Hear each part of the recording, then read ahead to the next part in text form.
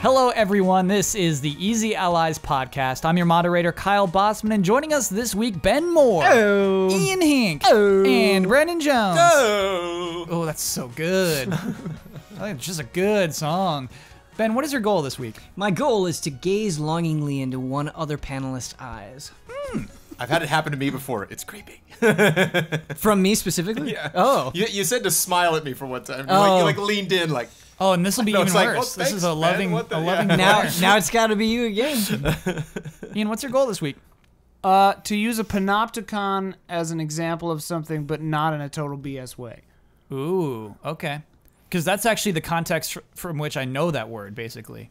Oh, yeah? Is people misusing it. Oh, Good luck to you. thank you. Brandon Jones, your goal this week. My goal is to call both Ben and Ian baby at 2 separate points, but not Kyle. Jones. That is so spiteful, my friend. My goal is to inconspicuously turn Rufus around at some point in this podcast so he's facing the camera. He's not at the moment. He's facing me, which is bad. And so I'm going to fix the shot inconspicuously at one point during this podcast. Let's begin corrections. Best way to start a podcast is with corrections. Corrections music, please. Sonic Lost World is on PC. This is a big botch. There's 2 games. It's Persona 5 Dancing Star Night and Persona 3 Dancing Moon Night. And both of them have been confirmed to have no story mode. There's no story in either of those. These are new? Those are 2 newly announced games. My beef is gone. Without them wagging their finger and saying this is canon, I'm no longer cranky about it. Did you say Persona 3? Persona 3, Jones. Getting a dancing game. Whoa. Yeah. Okay. Yeah, no, that is a big Making deal. sure. The comments made sure to let me know that is a big deal, that Persona 3 is getting a game. It is. Persona Q is canon, but everyone forgets it happened in the end. Like all the characters? Yeah, exactly. So why is that even canon? Why bother calling that canon? The Earthquake game series is called Disaster Report, and the franchise was canceled because of the tsunami. It sucked. It had a release date in front of the earthquakes, but they had to delay it, and because of that delay, they just outright canceled it. It closed the studio who used to make it, who was called Irem. However, Granzella has revived the series. There is a new Disaster Report coming, and also this really cool survival game where there's giant kaiju battles happening. So it's honestly another step above a natural disaster, which I think is kind of the way to go. That's in this game, or it's... It's a whole other new game. Oh, okay. But kind of in the same franchise spiritually. They bought the rights to that franchise. I made a huge mistake. I thought Brad and Damiani. I said Brad and Damiani had the worst sound. It's Ian and Ben who have the worst platypus sound. Huh? The worst or the best? The Ours worst. is the most accurate scientifically. It is the worst platypus sound, and for some reason I said that Damiani and Brad have the worst one when they have the best. They're the best at it. Okay. What's theirs like? Theirs is immaculate. Imagine a platypus, and that's what it sounds like. I take pride in our platypus sound. Ours is magnificent. Yeah. And finally, Marble Blast Ultra is the name of the game that Huber and I were trying to think of. This That's game's the been name? delisted. It's gone. Apparently on Twitter someone said that there's a kind of a fan remake of it, but for some reason, the way this thing worked out, they lost a license to ever make this game again, delisted. You cannot download Marble Blast Ultra today. What it used to be on? 360 and PC. Marble Blast Ultra. And it was just a game you're a marble, and it was so fun. Gone. And corrections music, please. If you already had it on your system, can you still play it, or did they Yeah. You can if you already had So it, it's you can like still PT play or it. something? Yeah. But I mean, who's got it? I have a I think I correction have for... it. You have Marble I think, Blast I Ultra? think so. Whoa, I'll have to double check. that'd be so fun to stream. Because that 360, I wanna right? play it. Yeah, I think I have it. I want to play it. I think I A do. forbidden game. A forbidden game. I Not have a the first correction. time. I have a correction for this week's. What do you got already? You said the best way to start a podcast is with corrections. Yeah. But you always said it was with an Well, there's the best and his favorite. They're two Yes. different Oh, things. all right. That's exactly the all right. distinction, Yeah. Jones. Correction rescinded. And unfortunately, we Destroyed. can't begin this podcast with my favorite way. We have an extended correction. Correction music is over, but what was that about? I just thought it'd be nice to feel the paper over the edge of the thing. Did it feel nice? Yeah, it was good. Okay. Last 2 episodes ago, I was talking about making a fan game, and I suggested go ahead and do it because it's a good way to get attention. Many in the comments said that is irresponsible. Oh. People you're lucky if you get a cease and desist. most people get sued, and you don't know about it because they all signed NDAs. So I said, show me the receipts. Let's talk about this. Let's get it straight. In the meantime, we have a sponsor, Hogue Law, a lawyer. He's a lawyer. We have a law firm. And so I emailed Rick Hogue, and he gave us a lot of information. I had a conversation with him. 3 pages. A lot of dense information, but it's all pretty interesting to me about how making a fan game can work in the United States and with law. And so, Jones, I would like for you to read this. I've never met Rick in person. I want to meet Rick so I know what he sounds like. Are we allowed to read like this? Rick. We are allowed to. I asked. And Okay. We are officially allowed to read this. This is from Rick Hogue. There's a disclaimer. For the record, what Rick says here are his general thoughts and should not be taken or acted upon as legal advice, as every situation is different. If you're thinking of pursuing any activity that may run afoul of another's rights, you'll want to consult with your own counsel rather than the Easy A podcast. Good advice. As a foundational matter, intellectual property, IP, created by a party, Nintendo, EA, Paramount, etc., is owned by that party. Full stop. Ownership, in this case, affords the creating party with certain exclusive rights which the law protects, including the right to copy, distribute, and, importantly for our discussion, make derivative works from the original IP. A fan-made game is a derivative work of another's IP. Absent a valid defense, its creation is a violation of the IP holder's rights, though the IP holder may have difficulty proving damages. Fair use is the most common defense put forth by fan game and mod creators, and the same applies to fan films, etc. Fair use is a legal defense that basically asserts, pared down a great deal, that use of the IP holder's IP should be allowed because the new product, 1, transforms the original IP, 2, does not take all or substantially all of the assets of the original IP, and 3, does not affect the market of the original IP. If a fair use argument were accepted by the court, then the fan game maker or modder would be permitted to distribute, but generally not sell, their creation. There is a lot we could talk about on this point, but the fight here would usually center around whether or not the new IP affects the market of the original, with broad discretion given to IP holders to claim that the new IP causes it problems in some way, like the Metroid 2 revamp killing the market for Nintendo's own remake before anyone knew the latter existed. The issue here is that fair use is a defense, like insanity for a murder charge. It can only be asserted after legal proceedings have begun. That means that even if a fair use game maker were entirely in the right, and their new product should be permitted under the doctrine, they would have to allow the IP holder to take them to court, adjudicate their claim, and then assert the defense. All in the shadow of losing the case and being on the hook for whatever the original IP holder can claim for damages. Given that Nintendo or Microsoft or whoever generally has more lawyers than the population of some states, almost no one is going to spend the money to assert the defense legally, especially when victory effectively allows the winner to give things away, but not to sell them. If you're familiar with the phrase, you may beat the rap, but you can't beat the ride, it's a similar principle. It doesn't matter how right someone is if they can't afford to play the game. Sad but true. By the way, I've never heard that phrase before. There you go. Also, adjudicate. Adjudicate, sorry. So, as a legal matter, there's really no way for an individual or small group to win a direct fair use argument with one of the big boys.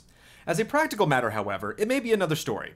As I pointed out above, in most borderline cases, i.e. not cases where a modder has Mario ripping off President Trump's head or putting Princess Peach in a compromising position, the original IP holder would have a difficult time proving damages. So the method you discuss in the podcast, develop in secret, release, and pull down on any cease and desist, would likely be effective for getting attention to the creators with minimal risk of exposure. Combined with the fact that an IP holder destroying what would likely be a group of its biggest fans would be a PR disaster in most circumstances. I think there are strategic business reasons to think that the fair use game maker would be okay. Going forward with such a project simply has to be on the understanding that the law is not generally on their side, and that there is a non-zero chance that the IP holder has the power, and likely the right, to make their life a living hell if the IP holder deems it desirable. So, 1, don't advertise that you're making your game, because you can't afford to beat the ride. 2, don't simply steal the IP holder's assets, because you need the cover of a fair use defense if it came to it. Make your own 3, assets. be the IP holder's biggest fans and advocates, because you want there to be a political cost for your destruction. 4, don't make that Princess Peach Does Portland game you've always dreamed of, because there will be damages, and one's easily proven. And finally, 5, understand that if push came to shove, you would have a hard time paying for counsel enough to defeat a claim from the IP holder, even if you tick every fair use box. So you need to abide by that cease and desist if and when it comes. Cool. Thanks, Rick. Wow. Yeah, I really like that. So here's the situation in the United States of America. You can feasibly, legally make a fan game. Like people are like, Kyle, you're condoning illegal activity. No, you can make a legal fan game. You absolutely can. Here's the thing.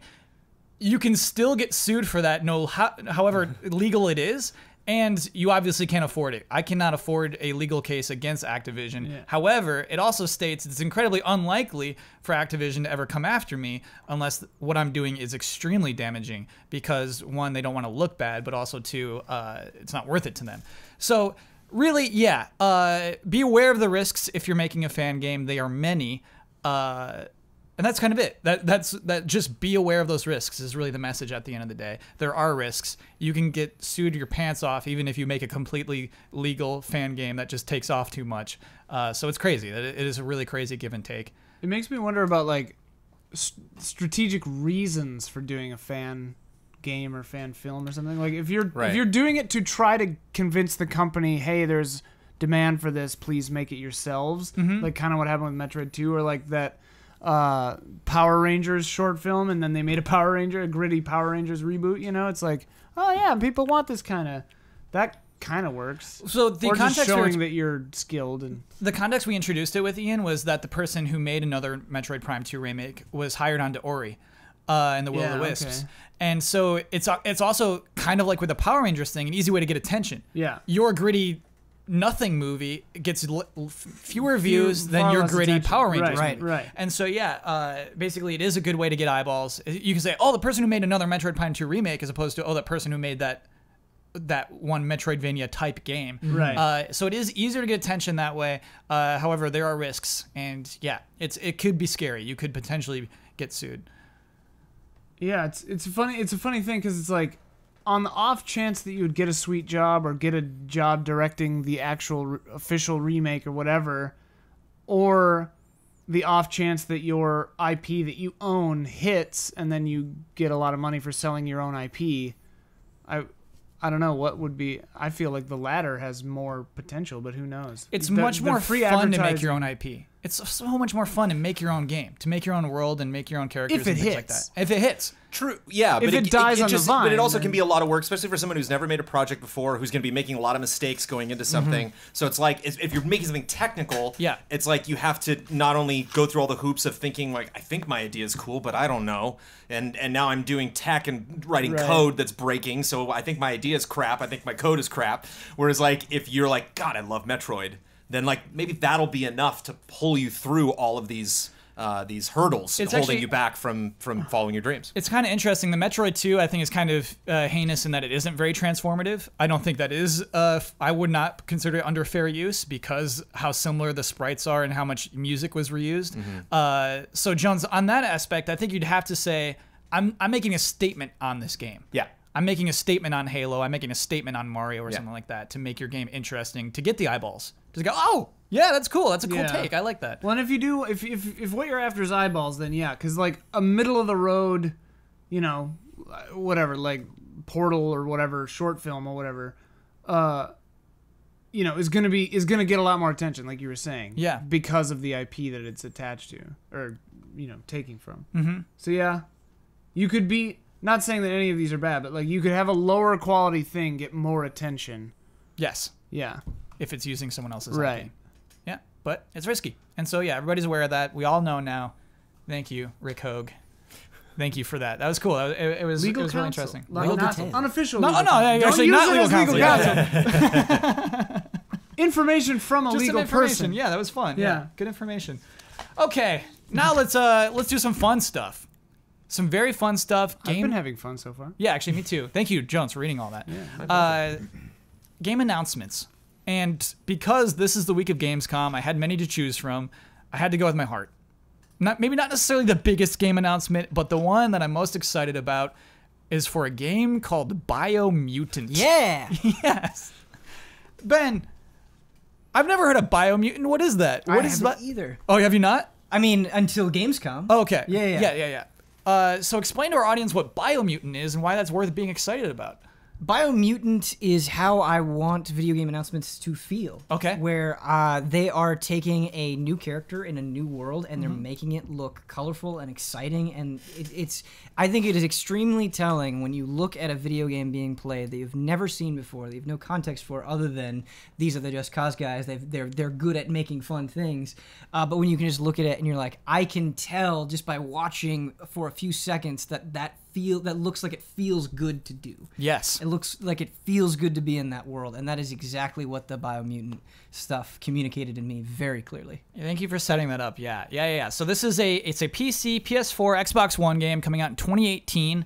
The team is called Experiment 101, and it's always weird to say like, because we don't know how many of the people from Avalanche joined the Just Cause team. We know the studio was founded by Stefan. What does an L and J together sound like? Ljungqvist. Kvist. Thank you, Stefan. Well, Stefan, whatever. Sorry about that. Not thank you. Apologies for that last name. Let me know. Corrections next week. Yeah. THQ Nordic is publishing this. Oh. And we had a whole episode about THQ Nordic that I actually like that episode. And so it's really cool to see THQ Nordic not just revive old THQ franchises, but bring in this new one. Yeah. And hey, you're a little raccoon monster who mutates, who gets scaly skin and wings that just fly out. Do you think that playable character is called Experiment 101 in the game? Do you think it was kind of related? They created the studio to make this game? That's really interesting, Ian. That's totally possible. Yeah, I didn't even see the connection. Yeah, that's quite possible. Open world adventure game, you can mutate with different abilities. I want to read one quote. It seems like this was targeted at Michael Huber. Acquiring new wushu combat styles through progression and learning from masters you'll meet constantly adds to your choices and makes sure combat never gets old. The idea of learning from masters you meet as this little raccoon monster, wushu styles. Just like finding other crazy mutants that are like, let me show you how to do. It's like Shenmue, but crazy little raccoon mutants. If you had an axe in there, then laser focused. That's so like what a nice little concept for a game. Yeah. So like, what is it though? Is it third-person action adventure? Third-person open world action adventure. Yeah. All right. What I like about what I've seen of this game so far is not only do you have the crazy stuff like you were kind of mentioning, you're playing as this weird little raccoon monster with an electric sword, and I saw footage where you're like riding around on a golden hand that moves like a spider. That seems cool. So there's gameplay footage out of this? I've seen it. Oh, dang. All I saw was a CG trailer. You should seek that out. I would love it looks to. Cool. Yeah. But also I think just the basic idea of you being so small and how that's going to play into fights, like how you have to approach these creatures that are so much bigger than you, and how that's going to be accomplished throughout the game, I think could be cool. So Jones, let's say I'm a video game developer and I see fatigue in open world adventure games, and I'm so frustrated that this gets attention. Why does this game get attention? Why does this game get people excited when so many others don't?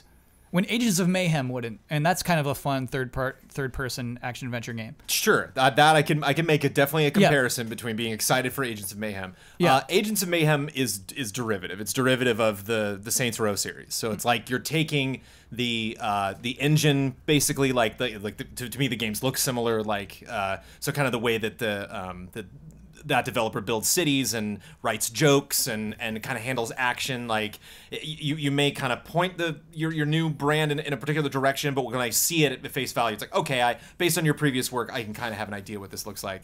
And I definitely get like Rocket Raccoon vibes. I wonder if we would have not gotten this game without Guardians, but so in a way, like it is playing on things that like have been accepted by people that they're like, we do like that style if you want to play off of that.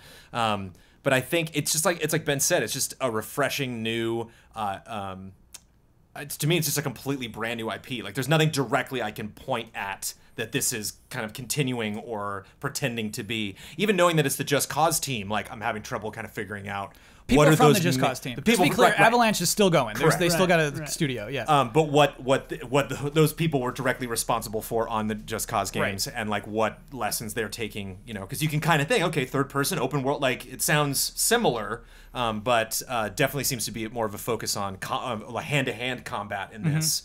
Whereas you're ranged or dead in Just Cause, like you do everything mostly at a distance, or you like drop a bomb and then get a mile away and then hit it. So like And weird zip cables and things like that. Yeah, I hear so you, John. it's really interesting to see. I'm curious to see how this little guy animates. And I like the idea of starting very small with a new franchise and then moving out and seeing the world. And I look at all the little details on this character, and then I see the people that he interacts with, and it's like, I can't wait to see more. I can't wait to see what a town looks like in this world, or if there are towns, or if like, what are there other people like this, like his race? Is he like kind of like Ratchet and Clank, where he's on his own and he's trying to find his people, or is there going to be a whole village of these little dudes? Like, are they all combat efficient like him, or are they not? Is he kind of like, like how unique is he? We saw this kind of like big pig monster fighting him. Like, what are the races? Are they all big, that race, or are they smaller? You see Agents of Mayhem, you're like, people yelling, jokes, got it. Sure. They're just not like, oh man, I got so many questions. It's kind of like, no, I'm fine. I kind of get what you're doing. Like the character swapping thing sounds interesting. Yeah. Whereas just a project like this, I have more questions. Ian, can a game like this succeed? Can a game like this succeed in our market today? Yeah, I think so. I mean, it has to have something that makes it different and special.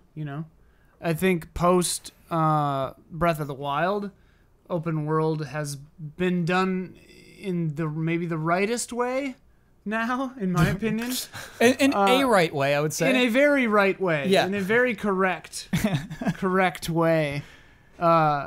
Take notes. Absolutely. take I would notes. say take notes on Breath of Like- the Wild, because it's still selling, by the way. We're not going to Right. do NPDs this week, but Right. yeah, Breath of the Wild somehow still selling. I guess what I'm trying to say is, like, if this game has a great hook and gets people interested, which I think it already has kind of achieved that, it all comes down to how it feels to play, and then if it keeps the hooks in. And I think that's the recipe for success, right? I mean, Yeah. easier said than done, but... I mean, it's not a one-to-one comparison, but just this year, I mean, we had a brand new world of Horizon that was big Right. and open world, and people got extremely excited about that. So You're right. absolutely. That's a fair comparison, That's too. probably That's a absolutely more really apt fair. comparison, given the kind of genre it looks like it's going for. Yeah, that's great. Out of nowhere, BioMutant. You know what? What's weird is it basically using the Horizon font, and the box arts are Yeah. extremely similar in the way that I didn't think that about font is juxtaposed against the blue sky. It's Maybe like, it's a parody of Horizon. I mean, it could be a parody of Horizon. Keep your eyes out for that. We have another huge game announcement. This one's probably a bigger deal. Age of Empires 4 was announced at Gamescom. Whoa. Against all odds. I didn't know about that. Yeah, there's a lot of details to drop on this one. So, yeah, this was announced at an Age of Empires press conference, especially just about Age of Empires, because a remaster, a definitive edition, I believe it's called, actually, of Age of Empires 1 is coming on October 19th. Oh, I love that. So they had the press conference under the guise of talking about the Right. remaster, and Yeah, then, oh, that's- by the way, That's Because so here's the thing. cool. Yes. And Jones, they were even teasing, we have big news. And I'm like, okay, it's like a beta or something. And I didn't even buy in. And so then, Jones, then they say, okay, and also remasters, definitive editions of 2 and 3 are also coming. And so it's wow. like, oh, so that's the Wait, big there- news. There is a remake of 2. Yes, Ben, there is. And yeah, maybe we can go into this a little bit. Okay. The definitive editions are Windows Store only, and that's what makes them special. Of one as see. well? Yep. Ooh. And yeah, just to be clear, yeah. Anyway, the good news, and then that ended with saying, hey, and also check out this trailer. And then it turns out this is a trailer for Age of Empires 4. Relic Entertainment is the studio working on this. Previously developed Homeworld, Warhammer 40k, Dawn of War, and Company of Heroes. A very interesting thing about Relic Entertainment, still owned by Sega. Huh. And they are making this exclusive game for Microsoft for PC. Yeah, I got more details, but I'm willing to start talking about this. This is interesting to me.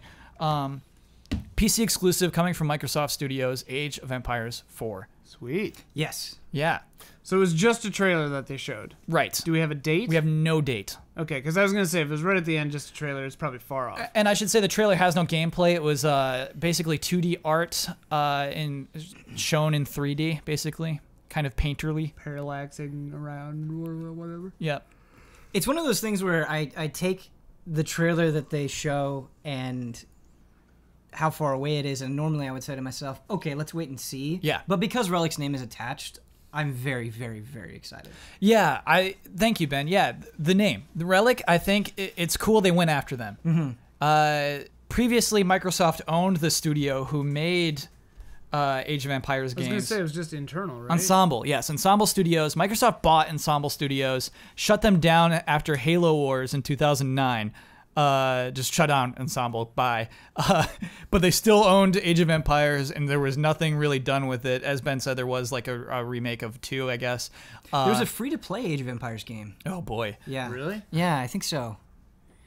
Ben, you don't even say I think so. Like, you know, like, yeah, you know. You know. You're right. Yeah. That was me trying to bury that. Yeah. Yeah. You're right. There absolutely is. Like, Yeah. you can say with certainty that game exists. Don't be ashamed. I played the Stronghold Well, I didn't Kingdoms play it. free to play. I just knew it existed. Not very good. Yeah, and so it's cool to ago. see Microsoft Studios saying, hey, we actually, you know what, we care about PC games. Let's make Age of Empires 4, and let's make it good. Let's find a good studio. It's okay that Sega owns the studio. We'll pay. Please make this game for us. I think that's cool. Great. I got nodding heads. You know what? There's no real controversy about this. I did not grow up PC. I did not grow up RTS. I have zero frame of reference on Age of Empires. Me too. Jones, me too. Not even good. passively. Like, I picked up no Age of Empires knowledge at game trailers whatsoever. I failed. It's good. Yeah. Relic is willing to mix things up, to try new things with Age of Empires. Like, if you think about the things that Relic is best known for, they're constantly pushing in new directions whenever they have a new series, and even within the same series, they're willing to change pretty dramatically between sequels. And so, I don't think they're just going to try to capture what made Age of Empires great. I think they're also going to really try to push it forward, and I think that's why it's so exciting. Cool. And Ian, you have experience with the franchise? Mm-hmm. Which ones? I don't know if I played 3. Because when I was looking this up, it looks like nobody likes 3. Yeah. It looks I like don't 3 think is I played 3. unpopular. Here's my experience with Age of Empires. I've played all of them. The one that is burning in my brain is 2. 2 is the one that I spent. That's the one I played the most. Several months playing with friends. There's like a 2's mythology one too. The Age of Mythology is really good. I like Age of Mythology. I did that one a lot too. I also loved Empire Earth a lot, which is kind of the competitor. But, Sweet. Yeah. I remember playing Age of Empires 3, kind of going, huh, and then never playing. I think I did the same thing. I think I got it, and I was like, maybe they had like a, what was it? Like a unit cap or something. Like, unit caps really bummed me out back when I was younger. You gotta have unit caps. What, you just want to make as many as you got? No. Well, I mean, like, Warcraft 3, when it's like 90 units and it's like over, it's like, oh man. That really bummed me out. I don't know, maybe I was doing it wrong. Sure. I'm not really great at RTSs, but I like them. Yeah. Would All you units. be... Is the Windows Store a hurdle for you? Would you be willing to download this game off the Windows It's Store? built into Windows. Like, Yeah. It's not like Origin where I'm like, Like, I have not purchased games in the past because I just don't want to make another account. Sure, but Windows 10 is cool. Like, The Windows 10 Store. I mean, whatever. It's not cool, but it's already there, so whatever. Cool. Ben, you're cool with that? If the game is good, I want to play it. Yeah. That's it. And I think you can use an Xbox Live account, if I'm not mistaken. Oh, absolutely you can. Yeah, so it's like, I've already got it, whatever. Yeah, that's what I like about it. They have this platform. They're trying to support their platform, and they're making games to support it. Yeah. Like, Origin, I'm like, you don't need to exist. Stop it. It's almost crazy, honestly, that Microsoft Studios is making PC exclusives in a time where Xbox exclusives are done. Yeah. It's really crazy. They will never be an Xbox exclusive again. However, they're totally cool with making PC exclusives. However, Age of Empires 4 on Xbox isn't a good fit. You're doing the right thing in making that a PC exclusive. Yeah, like XCOM. Don't force it. Yeah. XCOM you can make work on a console, but the scale's just too, it'd be weird. It's cool. A fun announcement, encouraging announcement. Definitely. I have another game announcement. Out of nowhere.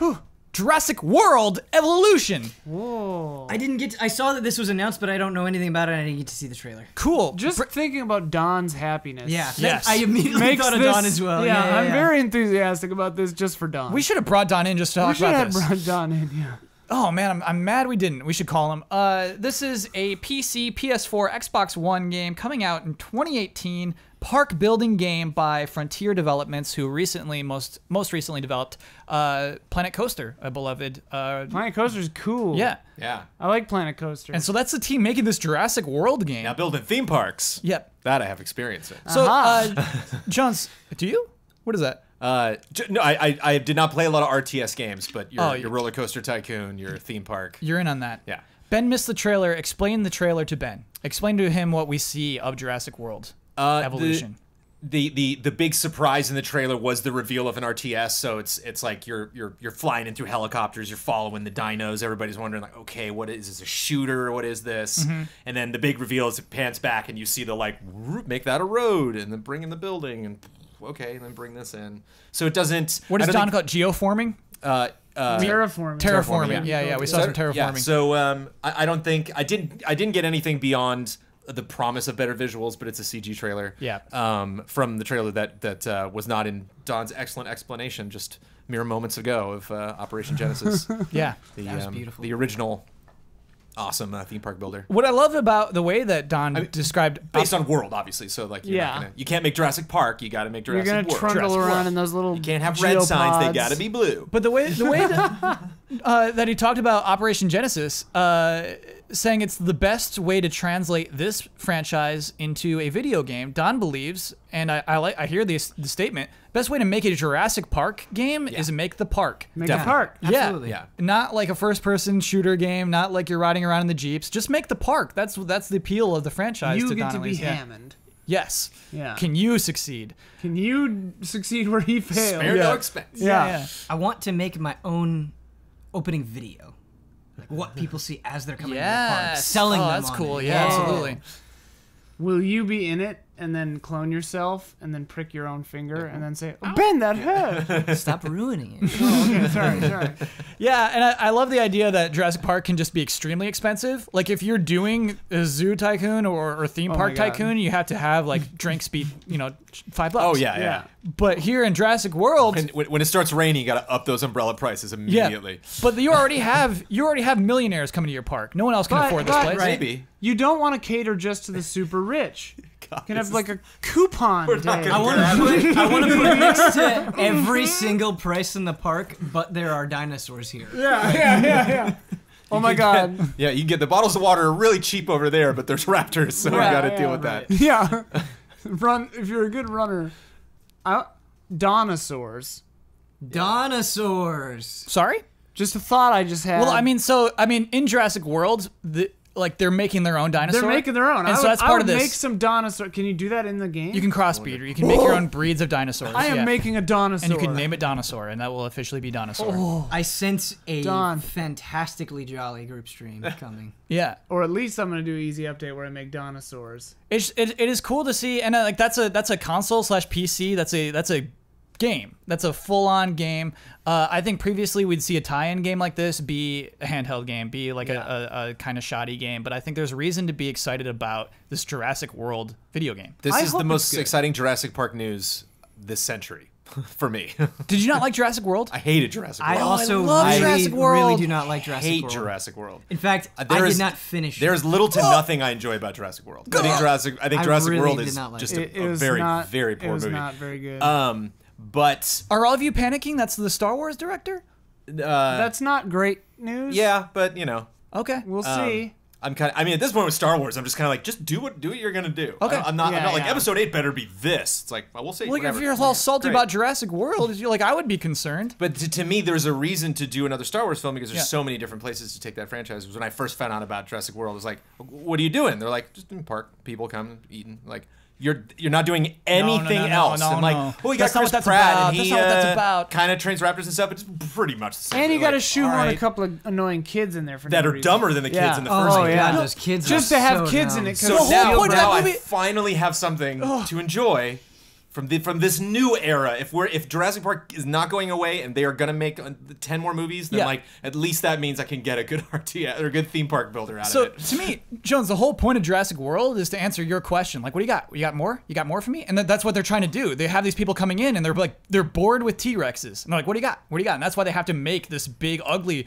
super dinosaur that's never existed before. The movie has to do the same thing that people in the theme park had to do.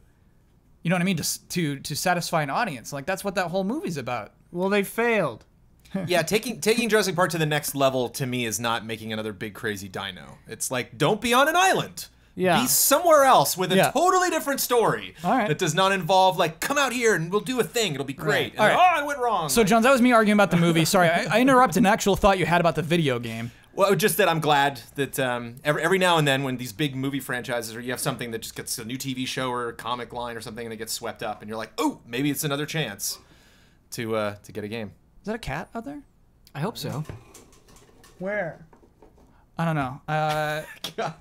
So another weird headline that we got was about Line and sinker. the oh, man. Xbox One X. That was pretty conspicuous. So Microsoft had a big old press conference at Gamescom promising news, big news, game-related news.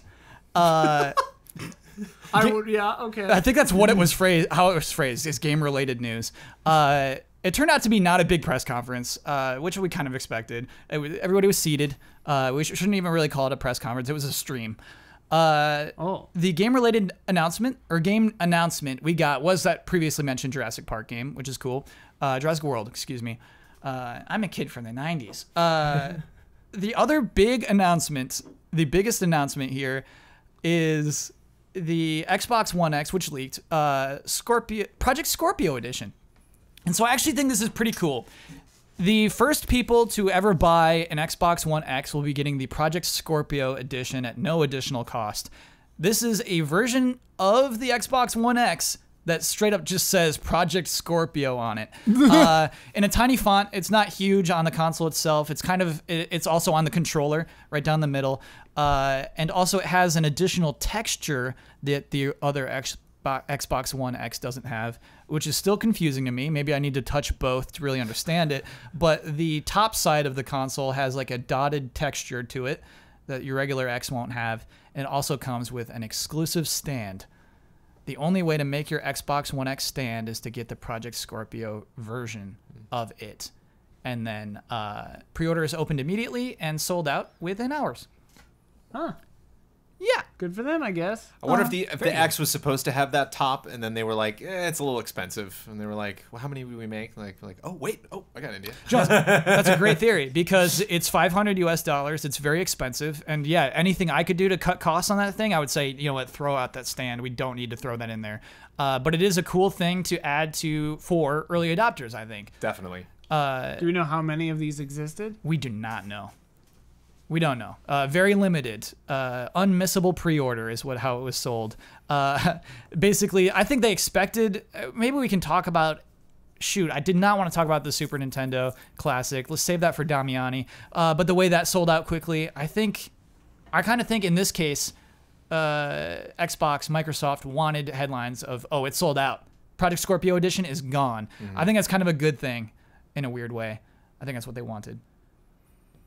I think they're not going to get... Yeah, X I don't think is going to sell as much as the PlayStation 4 Pro. I don't think they're going to get that early Switch type buzz.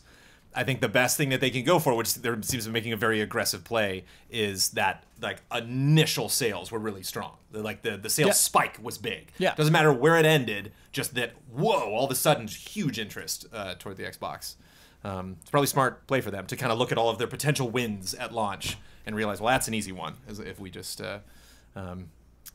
do something, recognize a name, which not a lot of usually where that name is gone. You know, it's like no, it's the GameCube now, and like it'd be fun. How stoked would you be so many years later to have a GameCube that says Dolphin on it? Like, I'd be pretty stoked. Yeah, Jones, absolutely, I would. Yeah, and so and I was kind of feeling that way about the Xbox One X. Is kind of a lack of enthusiasm about it. It looks very plain. It's very small. There's nothing inherently exciting about its visuals, and so to add a little spice onto it, like I think it's cool. I wonder if this is a lesson learned from the Xbox One initially selling day one editions. Yes. Yeah. I have one of those, an Xbox One day one edition. Does feel a little special. There was an achievement too. Do you remember that, Ben? I do remember. If you this. had the I day didn't one remember edition of until the you said Xbox it, One, you got a little special achievement that I think it's called like day one or something like that you could only get if you got that version of the console. how would you find it? What's it under? What do you mean, the achievements? Yeah, achievements are listed under games. So like, how would you find that achievement? I don't know, Jones. But you get that little, another weird. little 10 points on your gamer score. Wait, was it 10? I thought it was a 0. Oh, it's a 0 gamer score? I think it was a 0 that's gamer cute. score thing. Because they do that with, like, streaming services, too, don't they? Yes. Yeah. So, like the Netflix app, I think at one point had achievements. Right, but I don't think they have any points. Okay. All right. So not 100% on I'm assuming you just scroll through and you just see something that says Xbox One. Got it. I don't know, man. It's cute, right? It's cute. It's stupid. It's stupid. It's stupid. But what I really want to dig into here is the fall strategy of the Xbox One releases. We haven't quite seen the PlayStation 4 bundles, but Xbox One has kind of played their hands, and so we know it's coming. The Xbox One S will be still the primary console, like Jones said. I don't think we can expect the One X to sell more than the S. The S is the last year's new model. The reduced size, still has HDR version of the Xbox One. We have, I guess we'll call these 3 versions. We have what was just announced, the Minecraft edition of the Xbox One S.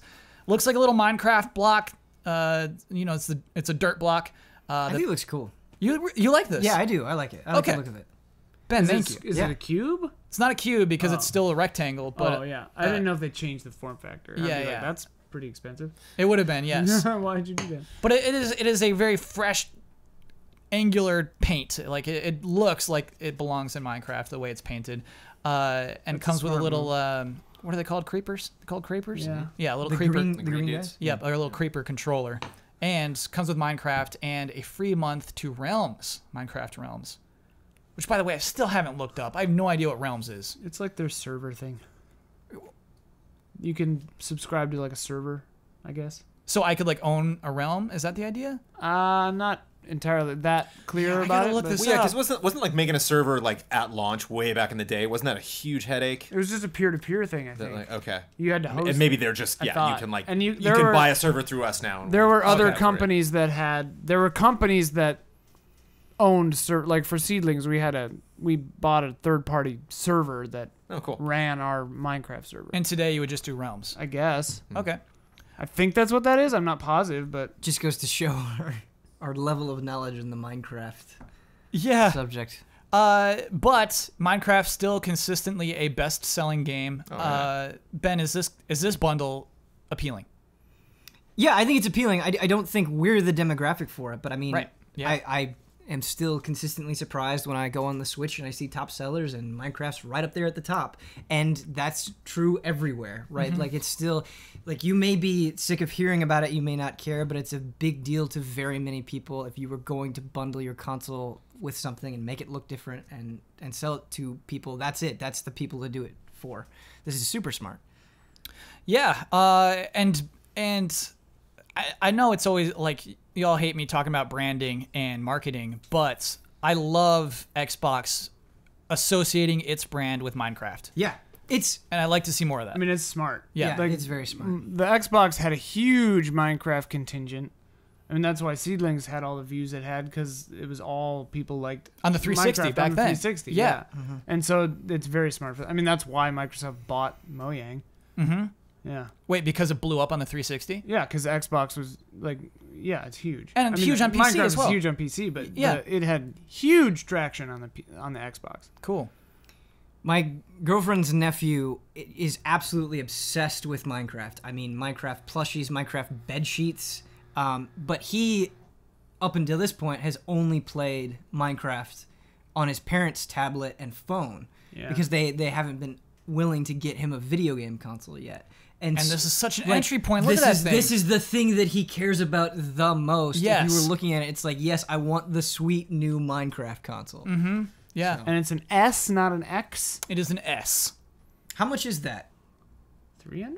Yeah, you know what, Ben? I'm ashamed that I did not look that up. It happens. Yeah, I think that's a 300 one. Is the Minecraft one more expensive, though? It's likely to be a little more than that. Maybe we should fact check it. Is anyone willing to look that up? Okay, Ian's going to look up how much that costs because it includes the game and the free month, and those controllers are premium controllers that it comes with. The Creeper one, and they also announced a little pig.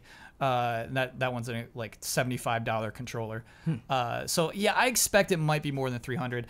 To continue though, Jones, the game that the Xbox One S has chosen to be bundled with $250 this fall. Oh, $250. That's so good. Wait, that's the normal one, but with a box that says Minecraft on it, but the system looks normal. Okay, you got to find that special Gotta looking find the system. special Digging one. deeper. Digging deeper. Jones, actually, let me see if you can guess what game. It's a beautiful love letter to Minecraft. Sorry. Yep. Sext. It's a sext. Jones, what is the game that Xbox has chosen to be bundled with this fall? Big what games are franchise. left? AAA. Ben's ready to go. Ben, you got it? Forza. No. Oh. No, that would make sense. Ben, that would make sense. It's Shadow of War. Oh, okay. Yeah, that was the only Xbox game playable at Comic-Con this year. I really Okay. thought it that was was Forza. the Yeah. Xbox booth was that game. So yeah, that makes sense. Yeah, so, which makes me concerned because we had bad news about the deals. I don't think there's a lot of hype behind Shadow of War right now. I mean, there is obviously, like, if you look at pre-orders and sales, it'll do fine. But the bundle for Xbox One this fall is the Shadow of War bundle. The 500 gigs and the 1 terabyte of the Xbox One S will be bundled with Shadow of War. Okay. Yep. So the Xbox One S in this bundle comes with a 1 terabyte storage drive, a vertical stand, digital codes for Minecraft and the Redstone expansion, and one of the new controllers that retail for $75 each Yep. by themselves. Cost $400, $399.99 Oh. versus $250 for a regular Xbox One S. Yeah, that's too expensive. 250 is 1 terabyte? I don't know that. I bet 250 is 300. I bet it's 300 for 1 terabyte. But good lord, that thing is $400. Oh yeah, the 250 is the 500 terabyte one. Ben, that just Or moved 500 out of gigabyte. like here you go, 9-year-old. Right. Holy cow, $400. That's a premium, baby. Maybe that's just their market now is like, hey, upper scale buyers just come and buy this thing. That's crazy. It is more expensive than I would expect. The 1 terabyte But is $280. I've also Okay. seen parents getting iPads for their kids that are more than that. Yeah. So maybe it's outside of the realm of possibility, I guess, but yeah, it is definitely more than I was expecting. Wow. That seems crazy. I kind of feel like you're gouging for the limited edition now. I Right, kind of feel like you're right. gouging for like you For the can't paint get job. this. Yeah, you're paying for the paint job. Like, Dang. that's $100 difference between the good one. Because I walked The in here X. thinking this is so smart. I should have looked No, that up. That's right. $400? Yeah. Yeah. Ooh, That's too It much. changes things. that's a PlayStation 4 Pro. Yeah. That's a PlayStation 4 Pro. Oh, okay. All right. Well, it's still very cool looking. Oh, my goodness. It does look pretty cool. So, Jones, do you think Shadow of War is the right one to partner up with?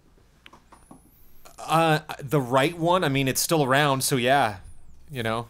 What do you mean it's still around?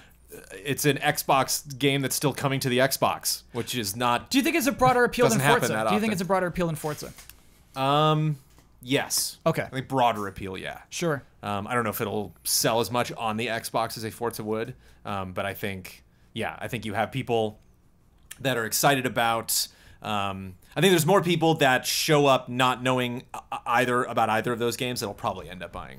And I think it sends a fair different point. Forza message. just because, or end up buying Shadow of War just because of the Middle Earth brand. Here's something to think about with Shadow of War, hypothetically. Yeah. Okay, so let's say Forza comes out, reviews really well. I don't think that changes the needle at all.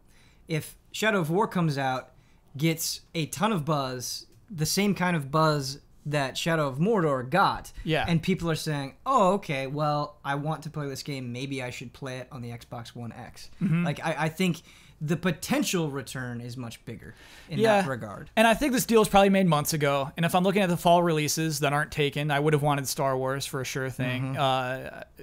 Like Shadow of War looked like a sure thing. I think it looks less so today. Yeah. Sorry, Ian, you were talking about a message that they were sending. I think it sends a different message because the Xbox, I think, already has a pretty big foot in the sports area. Yeah. Racing. People who love soccer. Forza already have one, you mean? Already have an Xbox Yeah, One? or Yeah. like they've already got that market in a bigger way, maybe than PlayStation. I don't have the actual numbers, but I think that the mind share is definitely Xbox has good sports stuff, or sports people are on Xbox. You know, I'm not trying to generalize, but and having this bundle opens it to a different crowd because the other one was very PlayStation-y, you know, kind of. Yeah. I don't know.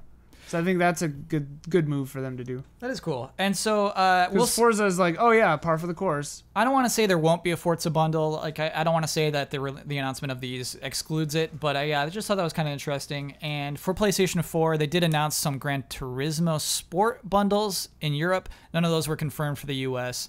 but a crazy amount of bundles for Gran Turismo Sport. A limited edition, you could get just the controller that comes with an edition, which looks really cool. You could get non-limited edition console with Gran Turismo. You could get all different versions, 500 gigs and 1 terabyte. But again, none of those were announced for the US at the point of this recording. So yeah, I guess that's a developing story. We'll see more of what they're putting out at retail this fall. I always think that's kind of interesting. What you're putting on shelves, how you want to sell your console in a given year. I'm just happy the bundles still happen. Because Sure. I feel like for a while they kind of didn't. You're right. And like when I was a kid, like the game you got with your Genesis or whatever was a big deal. Yeah. Absolutely. You know? So I'm just happy it still happens. Huh? I think of when my friend got an original Xbox and it came with like Tetris and a Star Wars game, but like a bad one. What Star Wars game could that have been? It was about a Episode prequels. 1 Racer maybe or something. Oh, like It wasn't Racer. It was like a battling. Was it Obi-Wan?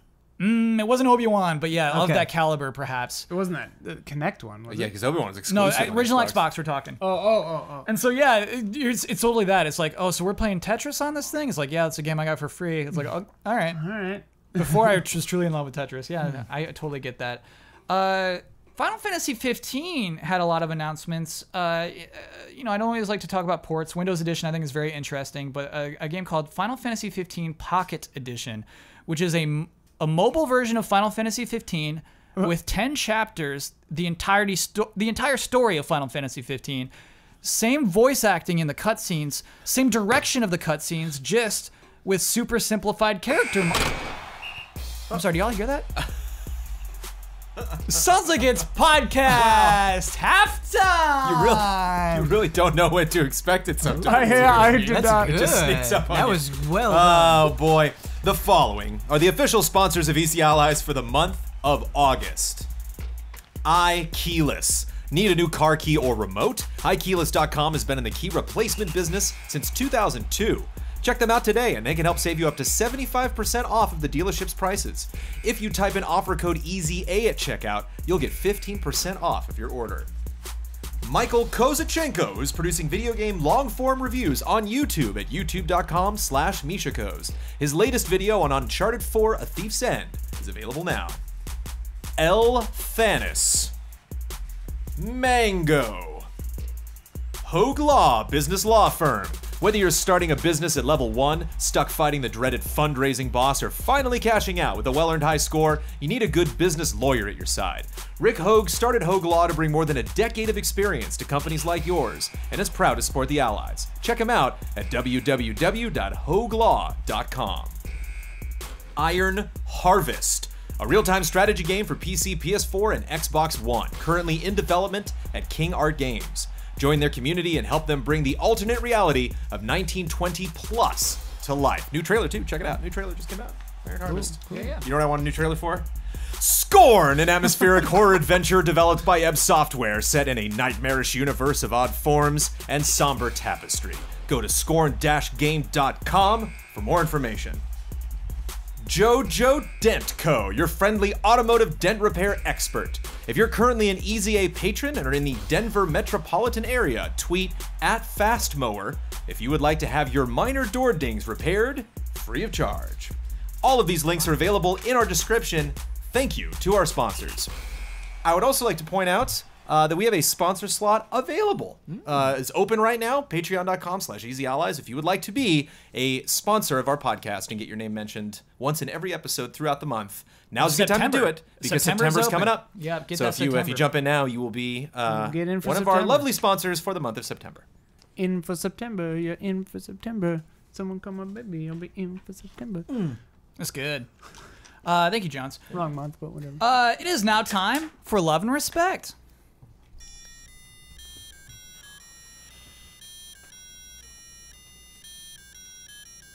Love and respect. Oh, Jonesy. That baritone. Ben did a little something. That was me. Actually, What? I heard love and respect. that was He went low. low, yeah, he You went bit low. Ben? Are you joking right now? No. That baritone came from Ben? Ooh. Whoa, dude. Yes.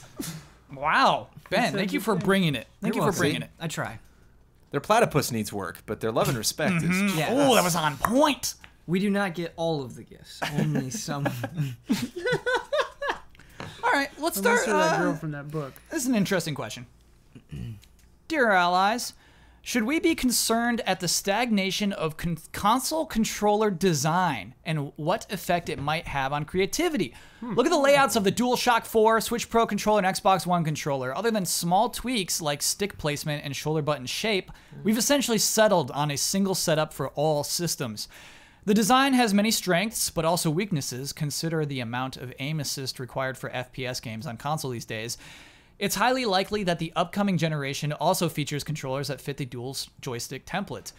I recently have been thinking about the standardization of console controllers and how it might affect how people design games. There are obvious benefits to standardization from a designer standpoint, such as how it's easier to design a game to work on more than one console these days, but I wonder how much we are losing in the process. I feel like the homogeneity of controllers will contribute to a constriction of game designs as designers subconsciously shape their game ideas around the capabilities of a dual stick controller without realizing it. When I look back at the Wii and DS, I think of how those interfaces allowed for the creation of new types of games. Can you imagine Boom Blocks or Trauma Center as dual stick controllers? I can't. But now that Nintendo has stopped exploring and returned to the dual stick camp, there's nobody large enough and audacious enough to try to push these boundaries in an impactful way. Should we be happy with this? Should we be satisfied with embracing standardization at the cost of confining creativity to a space with nothing more than 2 sticks, 4 face buttons, and 4 shoulder buttons? Thanks, Taxman. Got that D-pad too. The D-pad. Don't forget about that D-pad. We shouldn't not mention the VR controllers. I think that definitely. That's Oculus, kind of the Wild West right now. Yeah, the Oculus Touch and the Vive controllers, like they're doing pretty Yeah. crazy different stuff. I mean, obviously that's specialized for VR, but yeah. And I think that two sticks, you kind of need them because camera and person, you need 2 things to control that. Mm-hmm. I wouldn't be surprised if other things start putting other face buttons on it, but I think they hit the nail on the head. Is like, you want to use your PlayStation controller on your computer, you can for every game. You don't have extra buttons or missing buttons. Like, yeah, I don't know. It's basically gotta be the same. It's a really dull answer because it's like it is unfortunate. It does stunt creativity. It's not going to change. Sure. PS4's got the trackpad. I'm not sure I buy that argument though, because I think it's easy to look at like, yeah, Boom Blocks is a really cool game. Yeah, there are great games on the Wii that took advantage of the technology, but what isn't happening that you want to see? Where are you getting the sense that the people that want to express these ideas and create these things are being limited by their options? Yeah. I think that's the thing is you are claiming that we are reaching a point of stagnation or you're theorizing that we're reaching a point of stagnation, but I'm not sure the actual games themselves are backing that up. Right. Like, I love Skyward Sword. I love it to death. I'm not missing the motion controls. Right. I would almost say, or that Breath of the Wild is a step back. Right. Or that we have regressed massive because we've step forward. I would almost say that maybe the opposite is true because the homogeny of controllers makes things like, I mean, think about like Octodad or like anything with like nightmare physics, nightmare controls, where it's like people have to get creative and weird, or they choose to get creative and weird with these conventions. Yeah. That's like the exact opposite of stagnation. And I'm a huge believer in being confined, being an incubator for great ideas. So I think that maybe the constriction of a universal controller scheme takes the onus off of that and lets people you have to invent new and interesting things to do with it, and that makes games better. Yeah. And to be honest with you, I think you opened it well by saying, look at the touch controller. Right. Look at those Vive controllers. That's where the innovation is. They're great. Yeah, and they are great, and they're really interesting, but they require a lot of additional equipment at the same time. Yeah.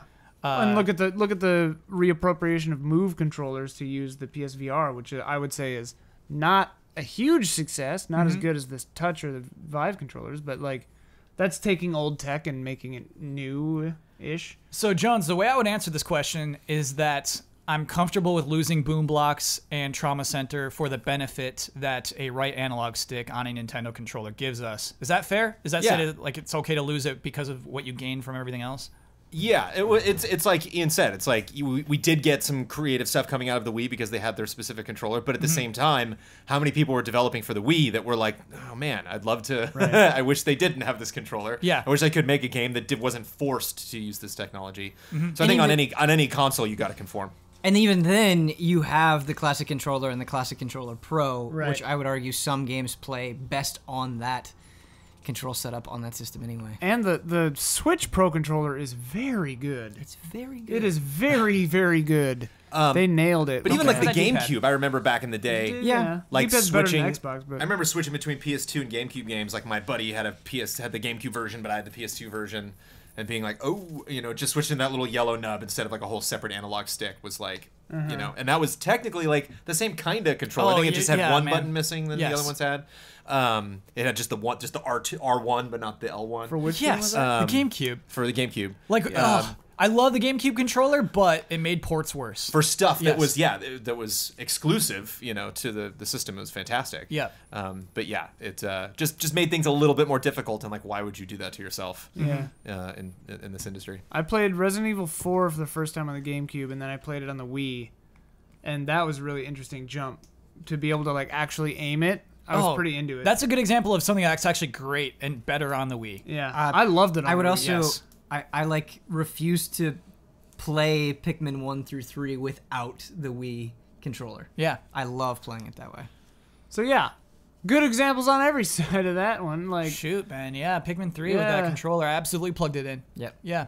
Dang, dude. dude. Yeah. It is sad. It's sad we're losing it, but I think the benefits that we gain are more worth it. I would And say. also, like, I can't believe that it would stagnate creative minds, Like, a box isn't going to hold genius, Controller isn't going to scare people away from making weird stuff. Okay. They're still going to make weird stuff Yeah. and cool, new, interesting stuff. Right. Yeah. It just might Trauma not- Center was made because of the touchpad on the DS. Right. And it's like, how do we work with this? And so, yeah, new and unique ideas can still come out of a controller, and how do we work Like, with this? you I could hear take a PS4 controller and make a game where the control is, like, spinning the controller on the table. Like, you could do that.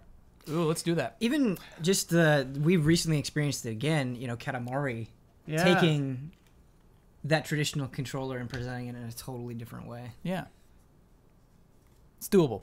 All right. doable. Cool question. I thought it was interesting. A good point. We are stagnating. It is interesting to think that we've actually settled on a default type of controller.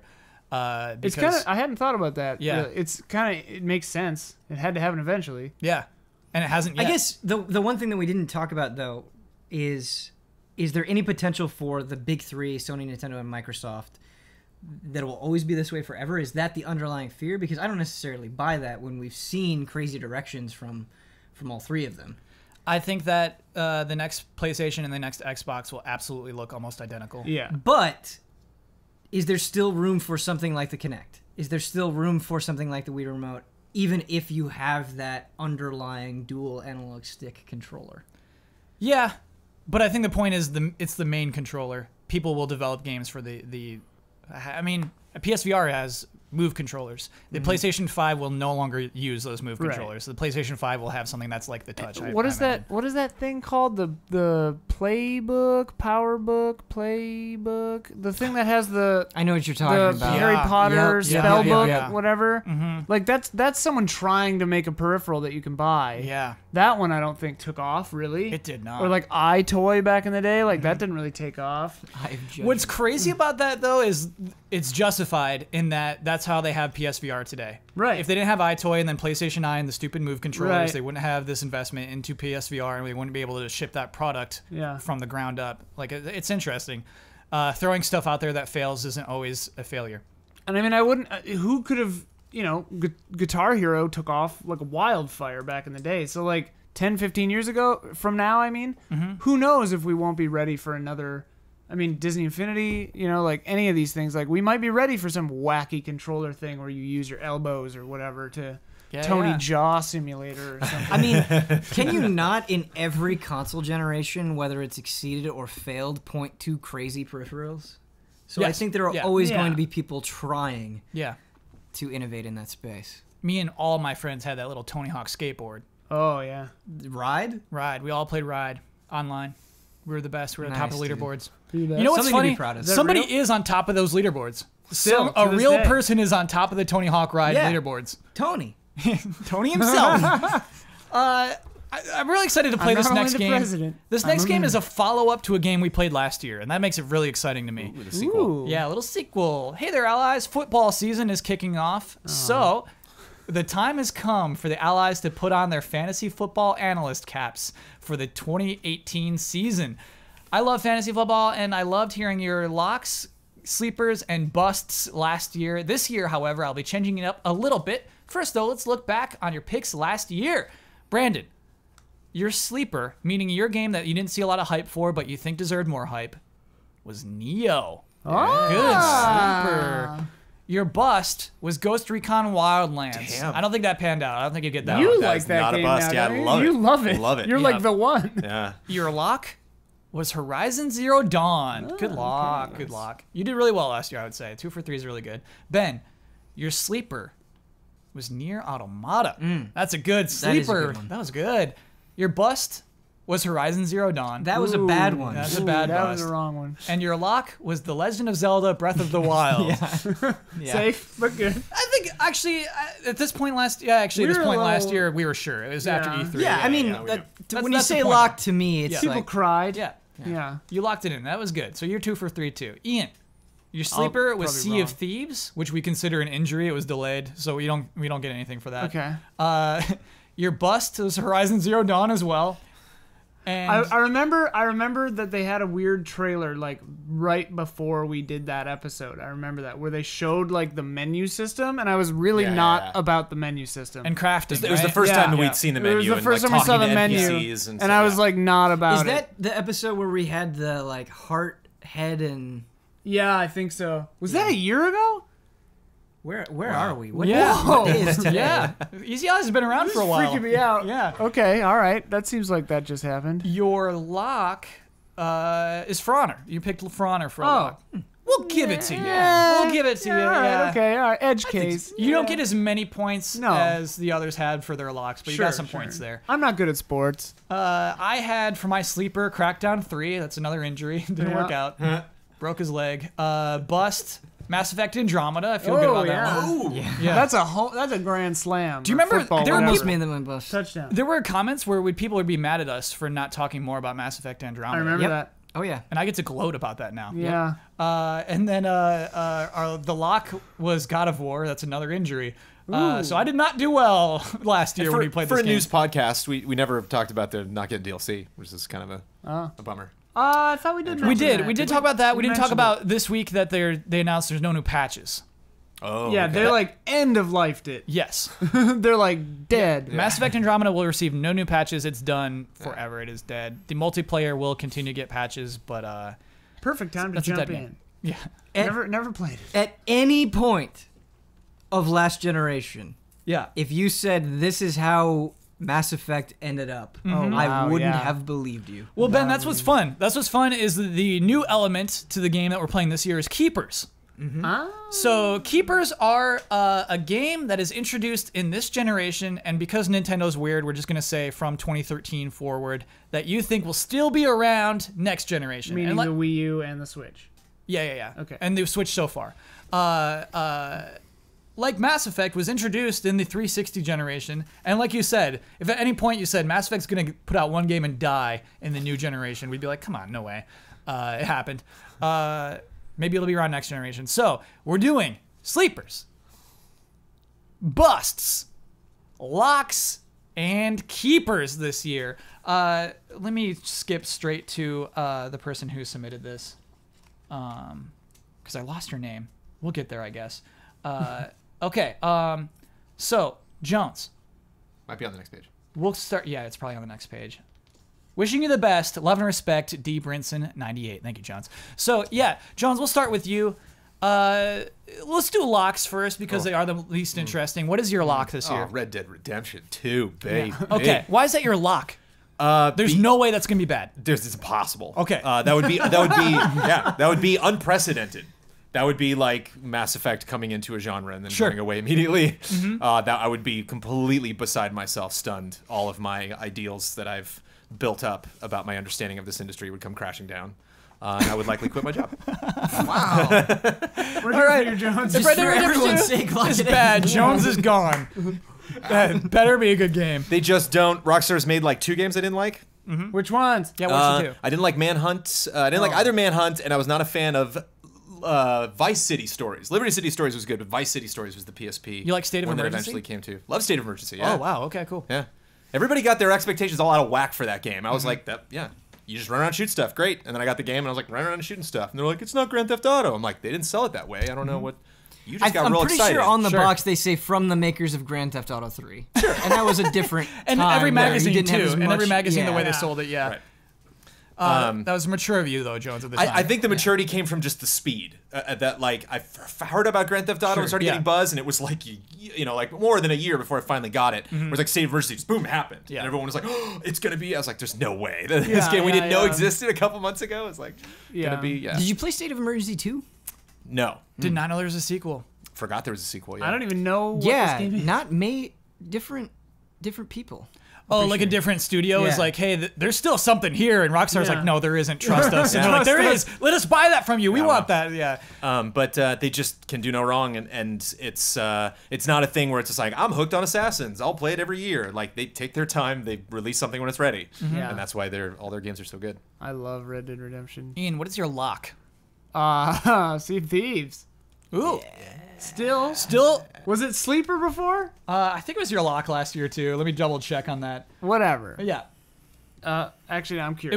It was your sleeper last Okay, year. it was my sleeper So last it's got year. enough notoriety. I'm bumping it up to lock. Bumped up to a lock. Okay. I am excited about Sea of Thieves. And it could be bad, but whatever. It looks like it'll be fun for a little while. Yeah. No. that's Don't all say I that want. about your lock. Don't say your lock is going to be fun for a little while. This is your lock. You are Yeah. sure this game is going to be good. Yeah, I think it'll be great. I mean, whether or not I play it like for the rest of my life, This is David Johnson, Ian. I don't know what that means. Is that a sports guy? Yeah. You're positive this is going to work out. I mean, I'm pretty dang sure that we're Okay. going to have a blast playing Sea of Thieves. Okay, great. I am very excited for Sea of Thieves. All right. Why though? To Yeah, me, it looks like a game you have to make the fun. Yeah, those are the good kinds of games. Yeah. Tell me what that means though. Dude, we're going to have like the 9 of us, a bunch of other people on a bunch of boats. One of them is Huber's gonna keep sinking his boats and trying to come onto our boats, and we're gonna let him, and then they're gonna sink, and it's gonna be hilarious. We're gonna make you walk the plank like every 20 minutes. It's gonna be amazing. I'll be scheming. I'm gonna be wandering around with a squeeze box. Jones will have like a parrot that he's like trained to level up automatically somehow. Probably. Yeah, it's gonna be amazing. It's gonna be so much fun for at least a week. Yes. And that'll be good enough. You know what? That's all we can promise for any game. Yeah. Fun for a week. Yeah. Ben, what is your lock this year? For 2018, I mean. I'm surprised I'm saying this because I'm not even the biggest fan of it within the Allies, and it has had an incredibly rocky development. Kingdom Hearts 3. That's your lock, That's my Ben? lock. I'm willing to put a seal on it. Wow. Yeah. I'm floored by this. Yeah. But I have evidence. Okay. Evidence. I have evidence.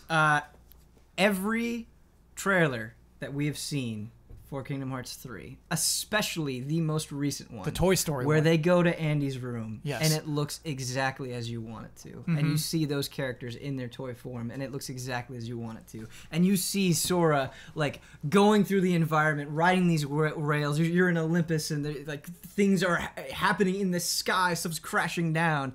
It just looks exactly as I want it to look. And that prologue that came, I thought played really well and looked really good. And there's a sense that I get from these trailers that there is a reason why it is taking so long, and it will be worth the wait. Yeah.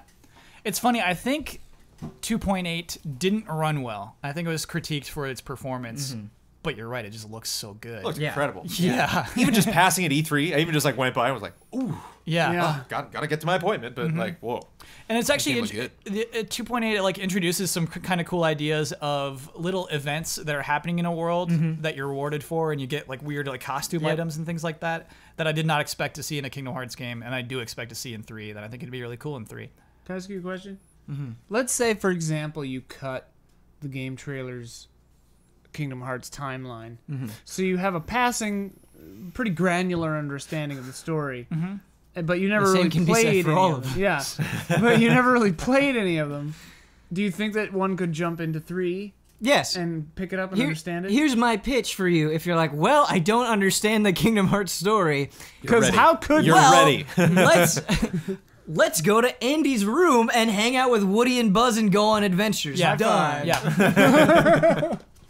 It's the final battle. They're pitching it kind of like how Uncharted 4 is like, this is the final Nathan Drake story. They said, this is our final Sora story.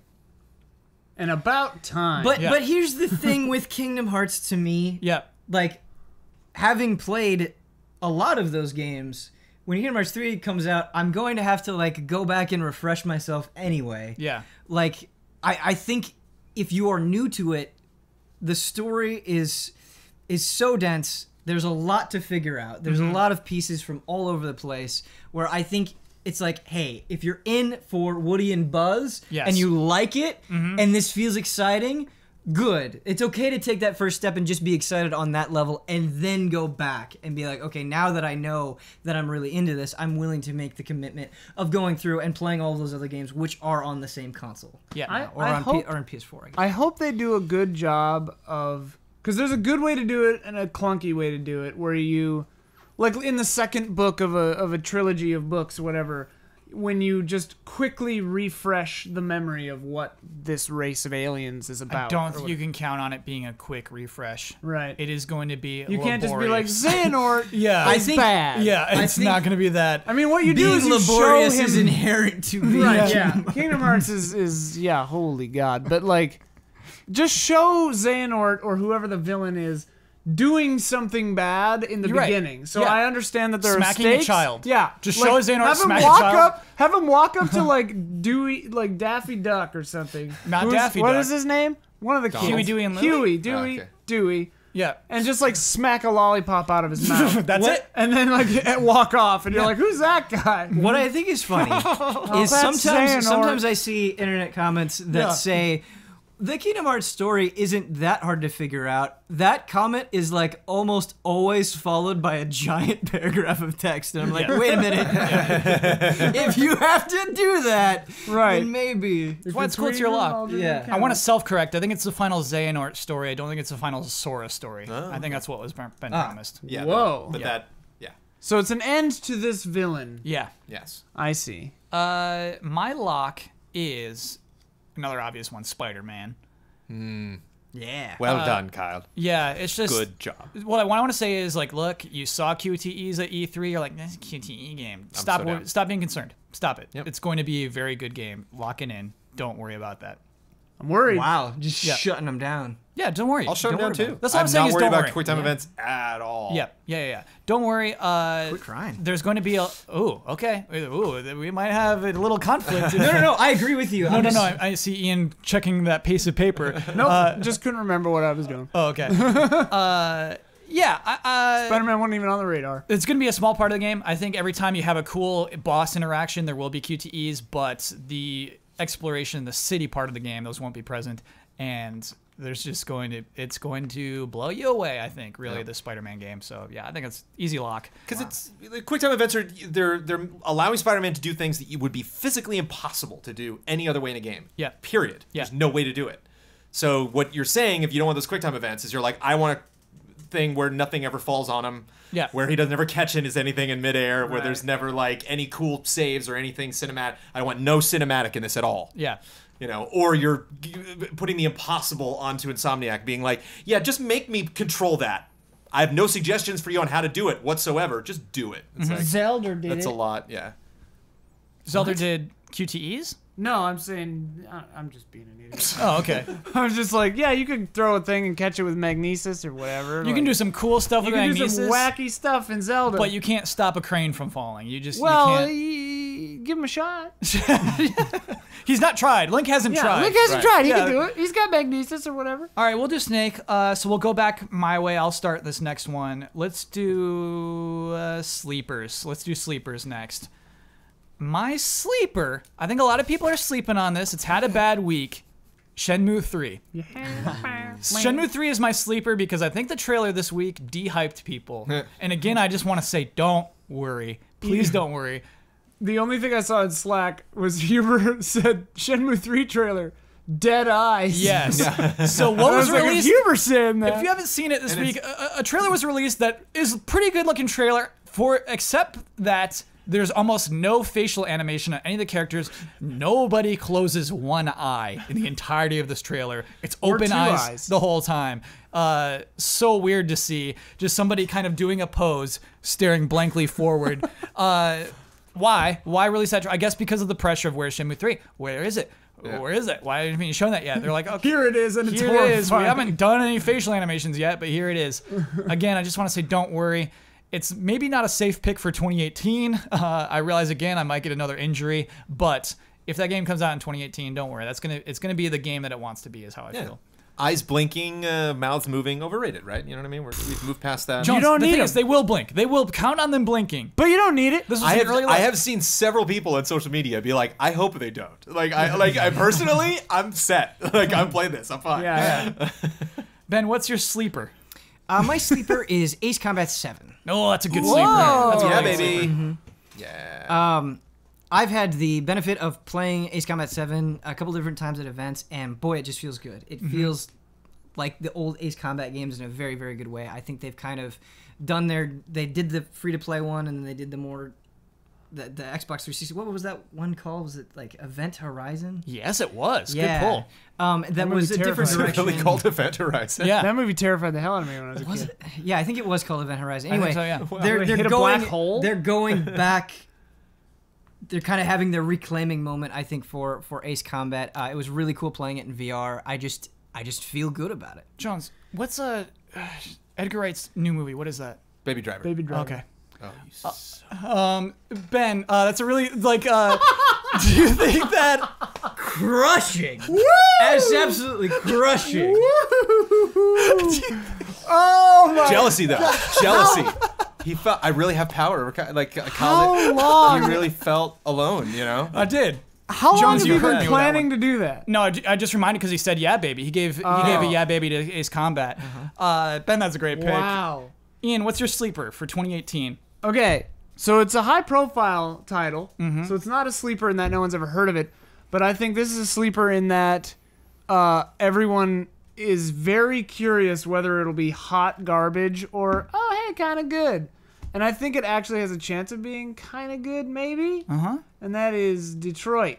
Ooh, that's a good Beyond- pick. Yeah, that's a It's sleeper a for very sure. good pick. Yeah. I think. I think that it has a decent chance of being kind of surprising in its goodness. Yeah. And I'm hopeful that it is, because I kind of want that game to hit. And I think Beyond Two Souls, you could say, is largely a disappointment. And so it's interesting to come off of that game. Yeah.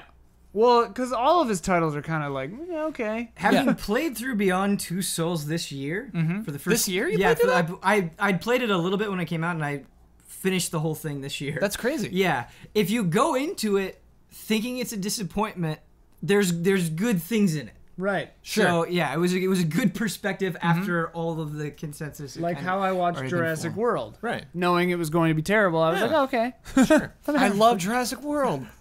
That's okay. We're sorry. And I love you, Yeah. Kyle. Still love you. Yeah. But I'm stoked you played Ace Combat 7 in VR. But we're not talking about Ace Combat 7. What were we talking about? Sorry. Detroit. just Beyond, lost is it. it Yes. Beyond Human? Detroit Become Human. Become Human. I was like, Beyond's not right. With Beyond Two Souls, you were just her, right? Like I don't know. I haven't played it, so no spoilers if there's like other characters that pop in. But primarily, you are focused on this one person as a playable character. Yes, her and her spirit companion. Yeah. Whereas there definitely seems to be a focus on multiple. Like there kind of is Three. no like lead There are of three- the game it's yet. three you know? main characters, yeah. And they've kind of slowly trickled them out and introduced them, and I think that's cool. That like the premise seems to be way ahead of the actors at this point. And I think the celebrity of Beyond Two Souls was kind of distracting actually. Like, Yeah, it it was a little was. weird for me. And I think if you're just like, I don't like those actors, so I guess I'm not playing this. You know, it's like. Yeah. I wonder if that was... Especially when it's William Dafoe. Like, you're like... Willem, yeah. Willem, I'm sorry. Especially when it's Willem Dafoe, because you're like... How dare you! How dare you! How dare you! Search Willem! It's Willem! I will not stand by as another good Willem is Williamed in this day and age. Fine actor. Fine actor. But yeah, I don't know. Like, Detroit, it looks kind of cool, and it's treading similar ground as Watch Dogs or any of these future stories where, like, you know, comparing society to like Panopticon kind of a deal where it's like you're always being surveilled, so you don't, you know, you're on your best behavior, and like, but then it's adding this thing of these androids being property, and I think that that's a cool angle on technology where it's like you're the technology too. So it can comment both on like in a Black Mirror style on like modern technology, but also being like ownership and like that kind of stuff. I don't know, I think it has potential to be really cool. Yeah, I really enjoyed somebody meticulously getting like a 90% rating going into the final moment of the demo at E3 and failing. And that was really cool to watch. Yeah. So you can still fail with a 90 coming in. Totally. Wow. Yeah. Was the person just very aggressive and like pulled the trigger or something? There was a moment right at the end there. It was like a little prompt that Yeah. they just were sleeping through it. Just did not. Don't It's sleep. like, that's the moment. That's Yeah. the thing you should jump on. I right there. really hope that you can like have a lot of impact on the story stuff. Yeah. That's what I hope. I will say, as impressed as I was with the E3 demo, and as much as I'm looking forward to the game, boy, you really, I hope you've got something to say about the androids wanting to be human and the conflict between man and machine that has not been, Right. like... This ground has been trod. Even as sure. far as like tired premises go, this would be on most tired, I think. Yeah. Yeah, I don't know. Something I'm skeptical about. Jones, what's your sleeper? My sleeper is a game I don't want to be good because then I'll have to play it. It's a game that I was like, oh, it looked okay, it's kind of fun, and like people were kind of sour on it, and I was like, I think that could be fun. And like as the days and weeks go on, I'm like, oh no, I'm gonna play this, aren't I? Oh man, I might play this a lot. Metal Gear Survive. Oh no! That is a risky sleeper. I didn't like get it. into any base building in 5 because my base was kind of boring. Yeah. I colored it, and I'm happy the color, you know, and when I would go back to the base and be like, oh, I got a new little wing over there, that's neat, you know, and I like being able to take off the helicopter and I can see it and be like, cool. But like, I don't care if people attack it. I just didn't have a lot of investment in like, I don't even know how the systems worked. Like, and Pay to win. seeing how much you're investing, that it's not just taking the gameplay of 5, taking the tactics and those weapons and those skills, and you know, putting them against a wave mentality, not just kind of like weeding out stealth-wise these little targets, but like, no, you got like 20 things coming at you. Now, what are the weapons you're going to gravitate toward? Now, grenades are a lot more practical and stuff like that, or like. And you build traps now, Jones. Yeah. Yeah. So. I think the base investment was a curveball. I did not see that coming. Like, oh no, you know, like Sure. you're like, oh yeah, you're preparing food, and you have these people that are living there, and they're all documented, like who's in your base. Wait, have you seen new stuff from Survive? I've seen like menus of stuff, and there's just This is post E3. When did you see this stuff? just in social media, just like a couple days ago. Yeah, I think They're doing new Gamescom stuff. Metal for Gear Survive? Official tweeted out Dang. some stuff. Because my knowledge is completely limited to what was shown at E3. Same. So I got to check out the new stuff, I guess, Jones. But just there's a lot of I'm a sucker for I tend to like fall down the rabbit hole in games if there's just like a lot of resources or a lot of things to collect, or a lot, again, if they're all like garbage, if I don't care, then like I'm not gonna, you know, go out, worry about going out there and collecting them. But if if there's like food I'm like growing and can visibly see it, you know, and can like, if I'm like out going on a mission or something and I can see like the crops coming in, or I can see people managing that, or if I see someone I recognize their face, like, no, I know that's Chuck, and Chuck is good at shotguns. And, Yeah. that kind of stuff I get hooked on very easily. So. And I'll tell you the thing that sold me when it was shown to us at E3, they didn't show us the single player mode, but they said, yeah, we're going to have a story in this. I'm like, oh, jeez. no.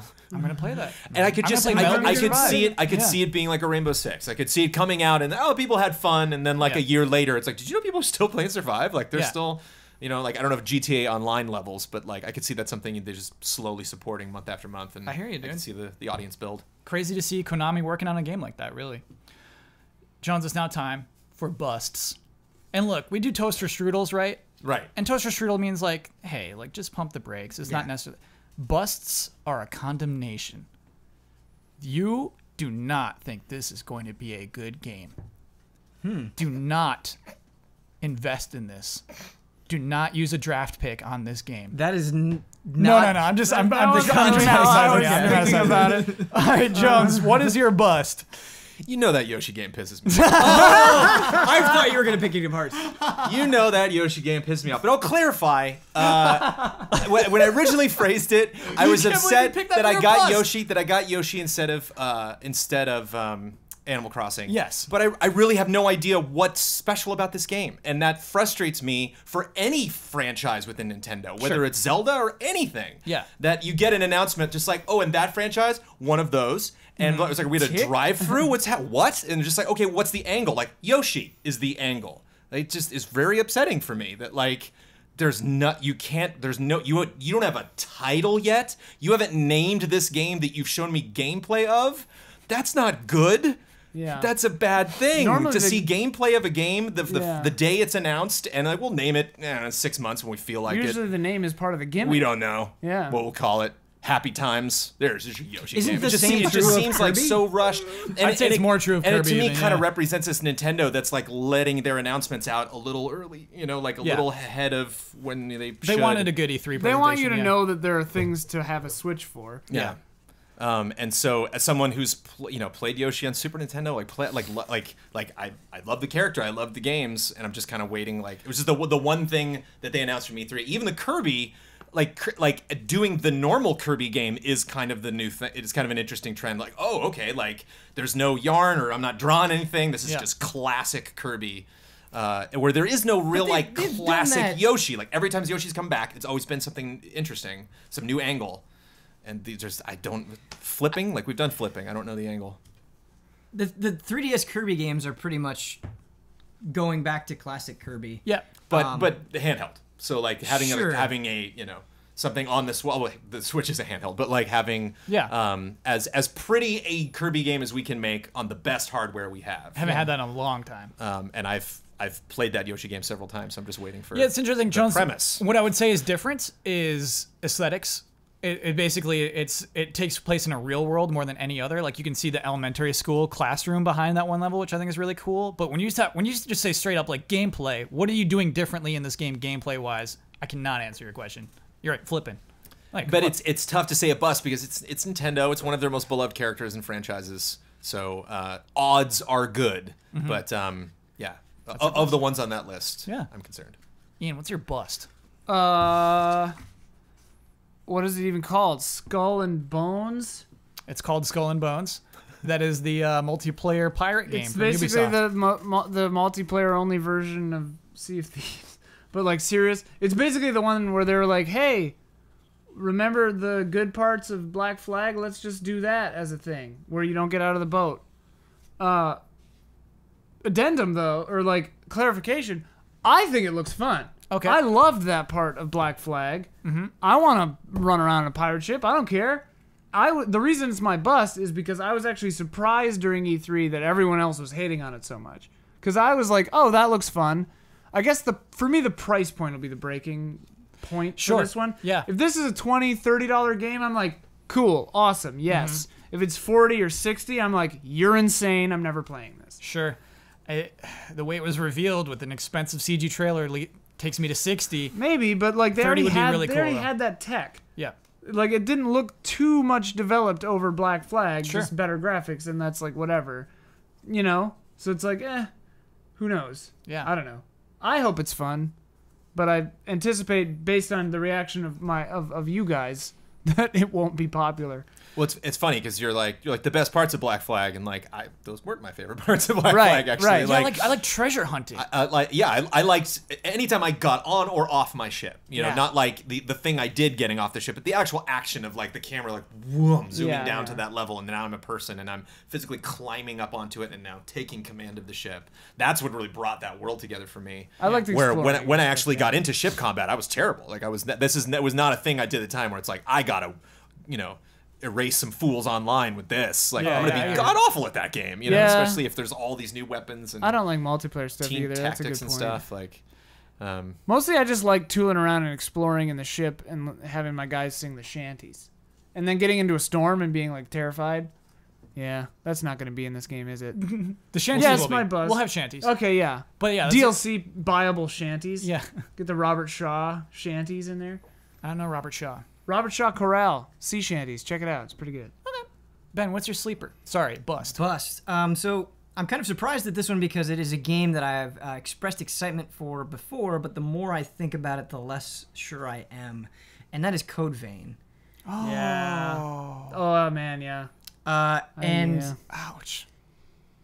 Stylistically, I'm kind of into it, but the hook of this being a Souls-like game from the God Eater people, I was like, oh, let's see it in motion, and then I saw it in motion. I'm like, I'm feeling nothing. It doesn't look right. The hits have no impact. Yeah, and so that, and in addition, like, do I want this when there have been such good examples recently, such as Neo, and like Neo right away looked just so good, and this pales in comparison to that, and so I'm worried that we're just in for a mediocre game that can't quite capture what it's chasing after. Yeah.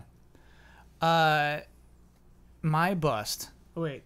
Sorry, I what? didn't know we were moving on already. Wait, you got some Code Vein thoughts? Yeah, I think that the visuals are muddy. I think they look so good. And inconsistent with themselves. I get you there. Like the player characters being kind of anime and then everything else being like gritty and weird. Yeah. It's incongruous to me. I don't like that. Yeah, to me it's like exciting as like a trying out a new thing. Maybe not so much as BioMutant, but also it's like so unique to itself that I want to believe in Code Vein, but I can smell it. Yeah. You can smell the bust on it. Who knows? Yeah.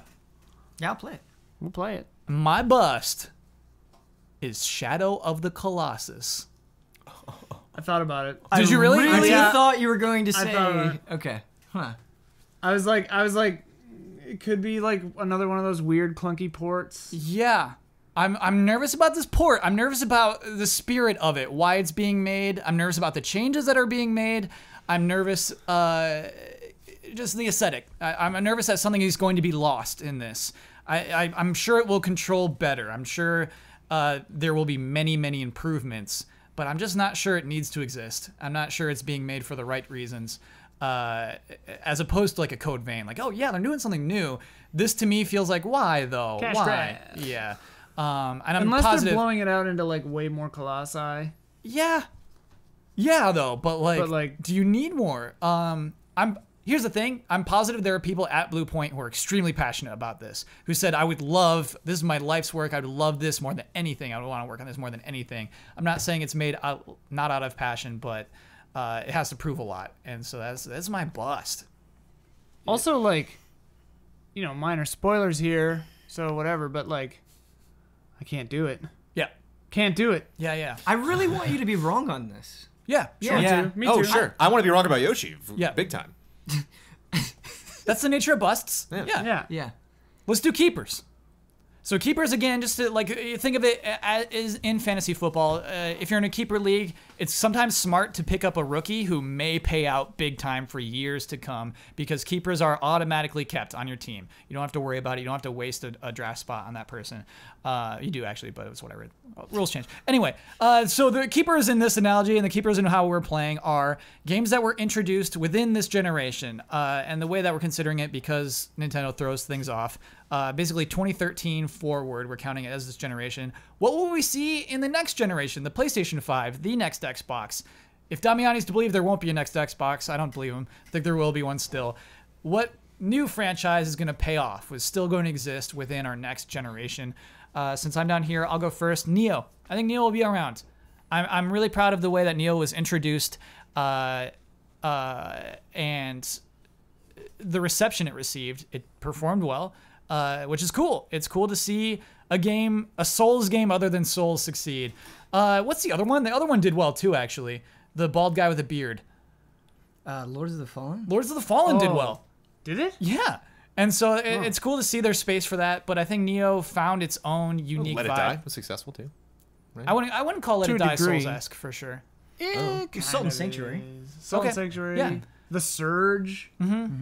But I enjoyed it. I didn't finish it. And I absolutely think Neo found its own identity, and I Yeah. think there's more to mine there. And Neo's I think good. I It is think Neo may exist beyond this generation. So that's my pick for a I keeper. gotta finish Neo. I haven't beaten it. Me too. I am changing my answer to what we discussed before. Wait, what? Yeah. So okay, we did discuss our picks for keepers because we had to try to figure out the rules. Yeah. Mixing it up. So Ben is changing his keeper. What is your new keeper? My new keeper is Overwatch.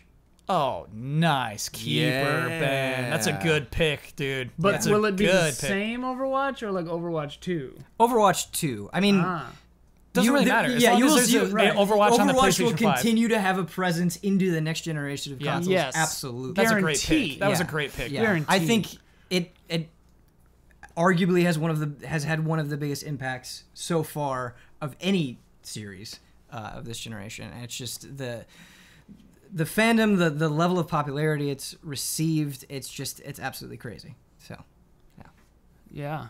Wait, was the one that you were going to pick? well, I was going to pick, and it was kind of a weird case but Shovel Knight.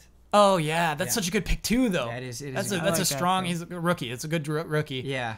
But we don't know if their next game will be Shovel Knight or Right. not. Yeah. Right. Okay. Yeah, Overwatch is great. I could see them re-releasing Shovel Knight for sure on whatever the next thing is, though. Like that's a guarantee, I would say. Still another sweet DLC chunk coming, starring Really? King Knight. Yeah. Whoa, I didn't know about that. That's gonna be so good. It's gonna be so good. gonna be so and the battle good. mode, like the Smash Bros. Esque battle mode, like Shovel Knight's got a long life ahead of it. Shovel Knight forever. Ian, what's your keeper? Maybe less of a sure thing, but I think Evil Within. Yeah. I think I wouldn't be surprised to see another iteration of it. Maybe after a small like hiatus, bringing it back in some way, or like a spiritual successor. But like once you play it, you're like, oh dang, this is like directly evil, something like that. It's cool. We don't have a lot of horror franchises that are continuing, and it's so cool to see Bethesda support it, and the game Evil Within 1 succeeded on its own. I mean, right now it's like Outlast and Resident Evil. Mm-hmm. And is that it? Like there are a few that keep getting sequels. Fatal Yeah. Frame's kind of ticking maybe a Yeah. little bit. Yeah. Ooh, might on a get Fatal another, Frame on the maybe. Switch would be fun. But Yeah, they should work on that. yeah. But anyway, yeah, But yeah. I think Evil Within is cool. I hope it becomes a franchise. Absolutely. Yeah, yeah. And everything we've seen of 2 is encouraging so far. I think so. Yeah. The other one I was toying with was Amy Hennig's Star Wars, but I think we were talking about it, and I think I wouldn't be surprised if it was a one-off thing too. So Yeah. it could go either way. I wanted to lock that thing. I wanted to lock that down. Again, Oh, that's yeah. the one where I said, like, it's coming out in 2018. Don't worry about it. It's going to be very good, and it's going to surprise everybody how good that game is. And then we were talking about a game that we would love to play is Amy Hennig. Just what did we call it? Just Amy Hennig. the Amy game. Hennig Star Wars the game. Yeah, Amy Hennig Hennig Star Wars game. Because that's where what we all call it for now, but you that's the start, name of that game. You play as her. Yep. And you start at Naughty Dog doing Uncharted 4, Mm-hmm. and then just her life trying to make this. Make the Star Wars I think game. it'd be really cool. Oh, it's so fun. in VR. In VR, I was Yeah. gonna say, what Yeah. kind of game would it be? The easy way to do it would be like a like Job Life is Simulator. Strange or something. Oh yeah, you're Checking her taking email like and, Obi-Wan and like putting him in there and be like, no. 1313 is around. You're like, You have to do interviews with people. yeah. And it'd be fun to, like, you're in the VO sessions and somebody is not quite hitting it, and Right. you have to give them directions. And You have like, to watch this year's EA press conference. You have to just sit in the chair. right, watch the whole thing and be like, next year's You have already- to watch all of the Battleboard events in real time, all of it. Like You- or someone, not Battlefront. Sorry. Oh, okay, sure. someone yeah. links you this episode and then you don't watch it. Yeah. Right, if you watch this, you fail. Yeah. You fail the game. Amy Hennig Star Wars game is a fun game. That'd be Yeah, a great yeah, that's game. a really, really good The game. biggest hit since Waluigi Sneakin' Love. Yeah. I'm in. Yeah. Jones, ending the game. Yes. What is your keeper? I can be short about it because we've talked about it, and a little bit trepidatious now, but I think everybody's pretty much on board for Horizon. Yeah. Horizon Mountains of Madness. I don't know, whatever the next one's going to be called. Yeah. It's not going to be Mountains of Madness, man. I don't know. Whatever we're going. I imagine it's going to be a location. Guillermo del Okay, Toro's you know. in it. Yeah. Please make more Horizon. Yes. But I'm more excited about this than just being a franchise that I think has legs and just being a franchise that I think can do other things, not even just direct sequels, but like it'd be fun to get some weird, you know, like a Gotham City Imposters type of just like a multiplayer game, you know, like in the franchise, I would be totally down for. But especially there were points that frustrated me about the story in Horizon Zero Dawn that were good when it was over. Like when I finally got to the end, I was like, oh, me being bored of that part actually worked. Like me not caring what these people were saying actually played into how much I enjoyed the end, because it played up to watch like your spoilers. You realize what's important in this world and what's not. Like Cool. what the information she's being given exclusively. Yeah. And so going into a sequel knowing all of that and trying to deal with the fact that she's kind of alone in this world now, and so that's very fascinating to me, seeing where they take this and who I talk to and possibly even maybe choices I get on like what information to give to who and who to trust. And Jones, I wonder if the next Horizon will star Aloy.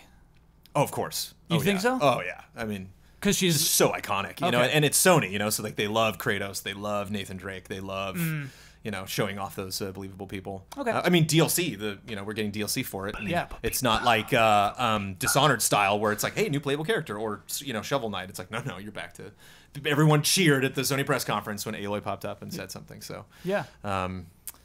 Might have to wait until that VO strike is done, but we should be getting another one. Gotta figure that out, Sony, before you make that game. Figure that out. But kind of akin to like going from a Batman into a Batman Returns or Spider-Man into a Spider-Man 2. I just can't wait until we get that sequel to the superhero film where we just hit the ground running right from the get-go. Is Sony involved with the strike? Are they striking against Sony? Is that one of the studios? I think so. I believe. Yeah. It's like the big ones and a few little studios. Dang. I think it's I like was just Sony, EA, a few others. because it's hard for me to believe Square. the Uncharted voice actors aren't union But going into Uncharted 4, they might have signed the contract saying for the yes, I'll do DLC Lost even. Legacy. Okay, gotcha. And there's a Jones, buyout, gotcha. but also like if something was in works before February 2015 or something, it's grandfathered and they could in. sneak You that could still around do with it. the Lost Legacy. I see. Like Okay. various other titles, like EA titles that haven't come out yet, were in the works before that, so they have actors in them. I have to be honest with our audience. We spent a lot of time playing that game, but I love that game. That game can be a whole podcast. Yeah, that was a lot of fun. That was a lot. Yeah, that was good. Just there's some really good love and respect stuff this week, but I mean we have to Lightning round. these aren't lightning rounds.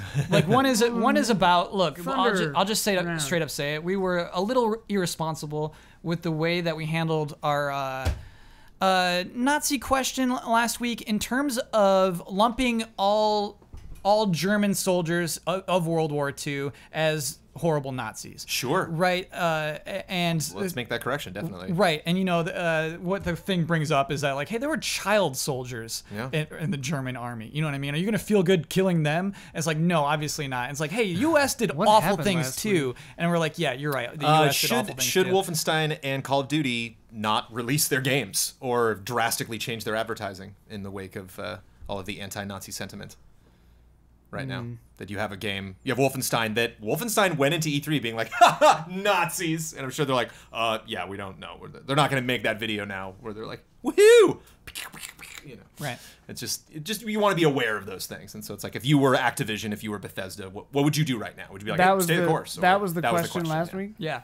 It was really, it was a really good discussion, but yeah, just on one point, I did want to make that clear. Is that yeah. But you're not killing child soldiers in Wolfenstein 2. You haven't played it yet. I can pretty much safely say you're not killing child soldiers. You're killing willing Nazi soldiers. Yeah. It's just kind of it's a little cheap for us to be like, yeah, and then the U.S. came in and they were the heroes and massacred all of the bad guys. Isn't the U.S. like disassembled in those games now? Well, in Wolfenstein, but not it takes in place COD. right. You're in an invaded U.S., but we're talking like Call of Duty World War II playing online. And how it's not really necessarily fun to be Nazis in online. Sure. It's like, well, you know, you don't have to be a Nazi if you're playing for the German side of a multiplayer match in World War II. Or do that dumb thing where you're always playing as America and you're always shooting Nazis. I don't know if you can do that in Call of Duty. You can't say I want to be on this side every time. No. You're always... It's like one of the Assassin's Creeds did that, where it's like you're always Ezio or whatever, and everyone else who's playing is always Ezio, but then you see them as somebody else. It's stupid. I see what you're saying. So it's kind of like Tekken, where you can actually always choose to be on the left online. Right.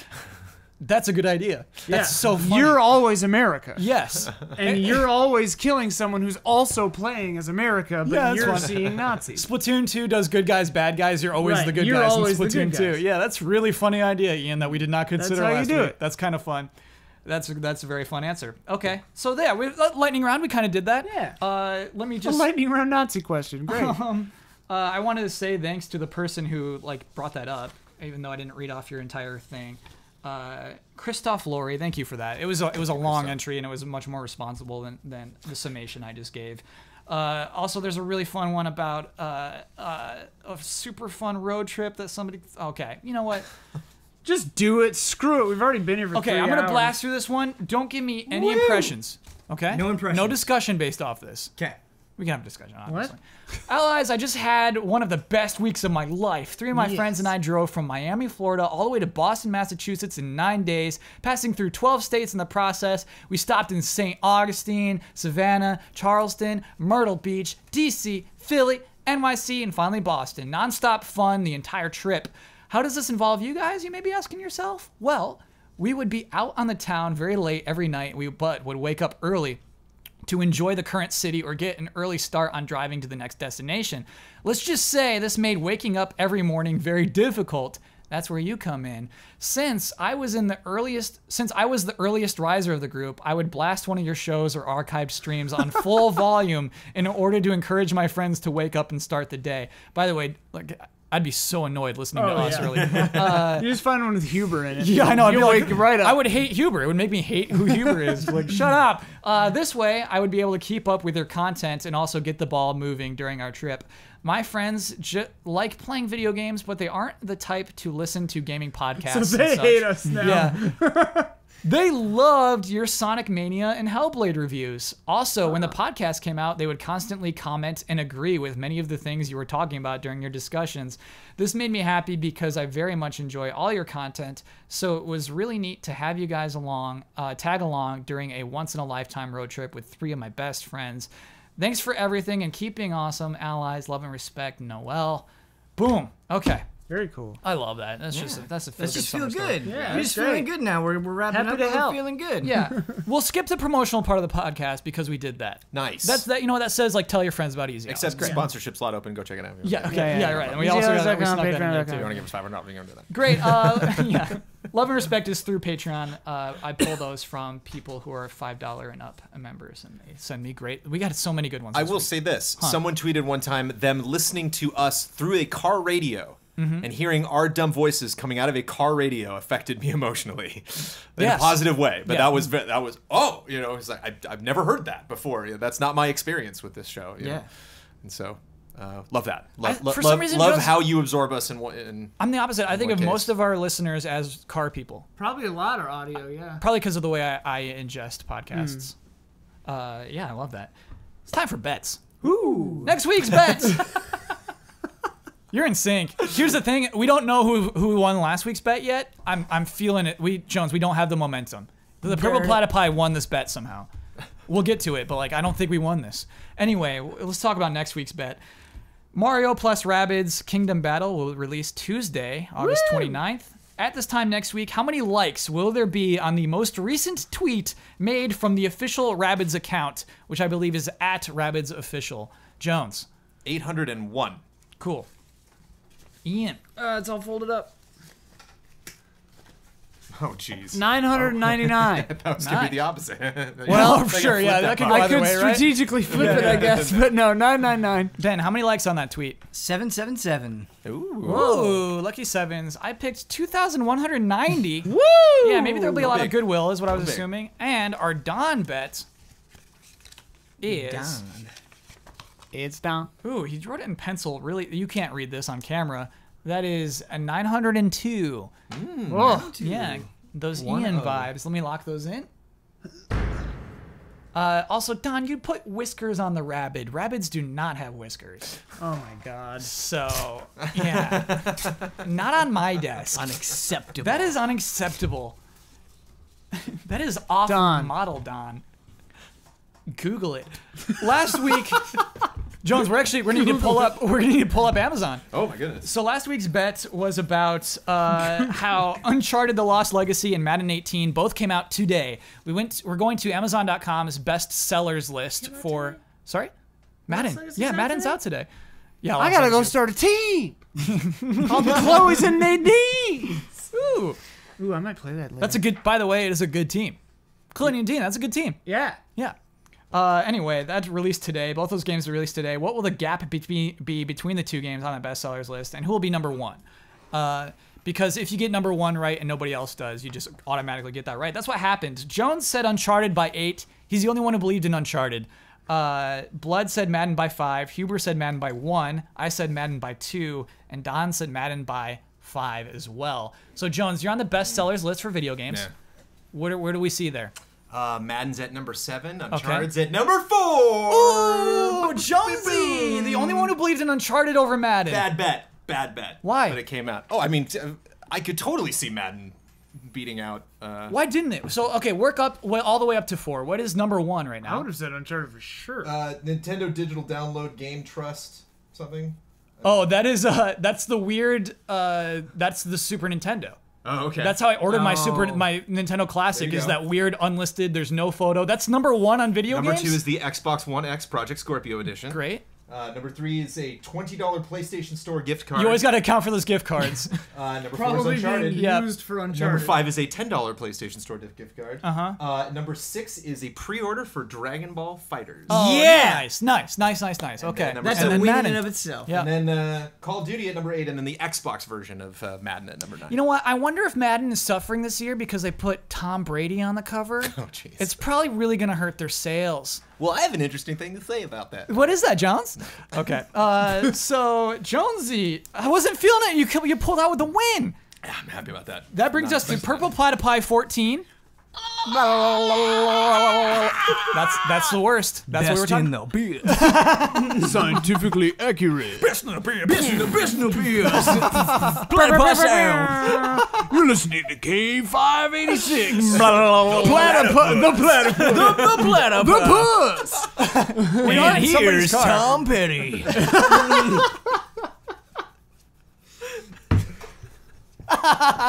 We've done it. And here's Tom Petty. Ouch. Don't come I know Brad around doesn't like here Tom Petty. no Do more. you not like Tom Petty, man? No, I like Tom Petty. That's why I can make that. Good. Yeah. Okay. All right. I love Tom Petty. Anyway, Red Eagles 19 or 20. Red Eagles 20. Caca. Whoa. Ooh-wee. What was our score? I don't even. 14. 14-20.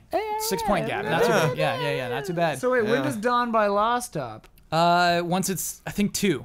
I think when you're within 2 is when Dawn by It's Law like stops. badminton. Yeah. Badminton. Ben, how'd you do on your goal this week? Well, I did okay. Sorry, I remind me, us, looked everybody, of what your goal longingly is. at somebody. Oh, right. And I did it to Jones, but Jones kind of threw me off because when I stared at him, he said it was weird. And then so when I looked at him longingly, I felt weird, and so I broke it off pretty quick. It was only weird before because I forgot you had made it a goal. So what did he do to earn the loving glare? And I think it was before before the desk. So it was in the old like straight Oh, the line couch? podcasts. Sure. So you just imagine like whoever this person's head is Yeah. and Ben like leaning in. Hey! What did Jones do to earn the loving glare? I don't know. I don't remember what you were okay. talking about. glare. Yeah. It was something that I was keenly interested in, though. Oh, okay. So I looked at you longingly. Ian, how did you remind everybody your goal and tell everybody how you did?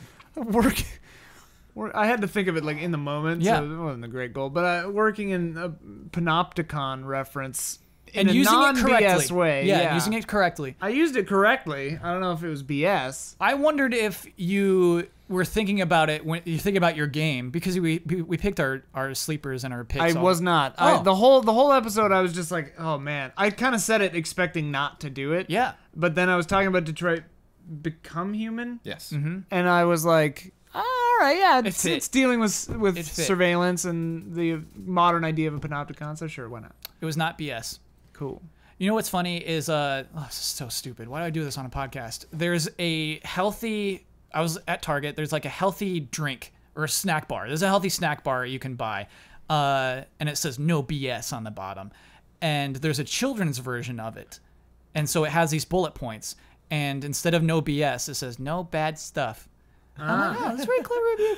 That is clever. That's clever. Jones, how'd you do on your stated goal this week? I did it and then I failed. I was ahead. I was on top of the world. And then Your goal was to say now I'm sweeping the streets. I used baby, was to say baby to Ian, baby to Ben, but not to me. you. Yeah. And I failed. And you tricked him. I tricked you right into it. Don't you do that again to me, Jones. So I got it. So like before, first of all, problem 1 is remembering that you have a goal. Right. Problem 2 is remembering what that is and applying it. Now my third problem is got to deal with Kyle. No, Like, Kyle, stop excluding working me. against me. We learned the lesson. Just don't exclude me. You're gonna have to be excluded in some of these goals, Kyle. If we're gonna continue this podcast for the foreseeable future, there has to be some antagonistic stuff going on there. All right. I got to single you out. Hey, at your own Not risk, next man. week, clearly, because Whoa. What? If I fold, jeez. I've been folding this all episode. Yeah. If I fold the 999, Great game. it perfectly It spells Half-Life 3. How does it do It that? perfectly spells Half-Life 3. This No, is perfectly makes a 99. the back page of a Mad magazine. yeah. Yeah. It's just like, oh, If you fold You're this like, podcast in half, Oh, it's boobs. Okay. Oh yeah. Great. It says Route 66. So my goal was to inconspicuously turn Rufus around. Rufus, by the way, is the Furby McDonald's toy that sings our Love and Respect theme song. Plays it for us. Yeah, Plays of on a course. saxophone. Plays on a saxophone. sings. I don't know if I did it inconspicuously until I asked the panel. Did you know what I was? Did you know? Yeah. Okay. Pretty well, we soon- didn't know until it was over. Yeah. So. Yeah, I didn't see you move it, but we quickly became aware of the cat ruse. But Yeah. boy, did you get me. Okay. It was funny. Well, he's playing on my insecurities perked up. too because I live here, and so he's like, "Is that a cat?" I'm like, "Oh God, no! Did I let?" Yeah, I think Norbert got out when I closed the door, but maybe. Absolutely. Oh, Yeah. jeez. Now I'm okay. That's I'll the thing. Can I get back? I just It has gotta to go be a check. little practical. It has And to then be I a just little I hear. Well, then I thought yeah, Oh, dude. no. It made a noise. It was like, made a noise. okay. I was expecting to look out there and have like some You're a cat. freaky lion or something staring at us. Yeah, I think I had to do it on a laugh. I think a laugh freaky. is when we're making the most noise. And clearly, With Ben this missed the neighborhood. opportunity to turn it back around when Kyle wasn't looking. Ooh. No, Oh, Jones, you really want to I antagonize his count on goals. that. I count on that second chair, Ben. Jones, because you won the bet, now I know. you get would've. the right and responsibility to share your Twitter handle with the world. You get to you get the final word on anything you've disagreed with or simply want to reiterate. You get to promote any Easy Allies video you would like to promote, and you get to sign off with your trademark sign off. You can follow me at Trailer Jones.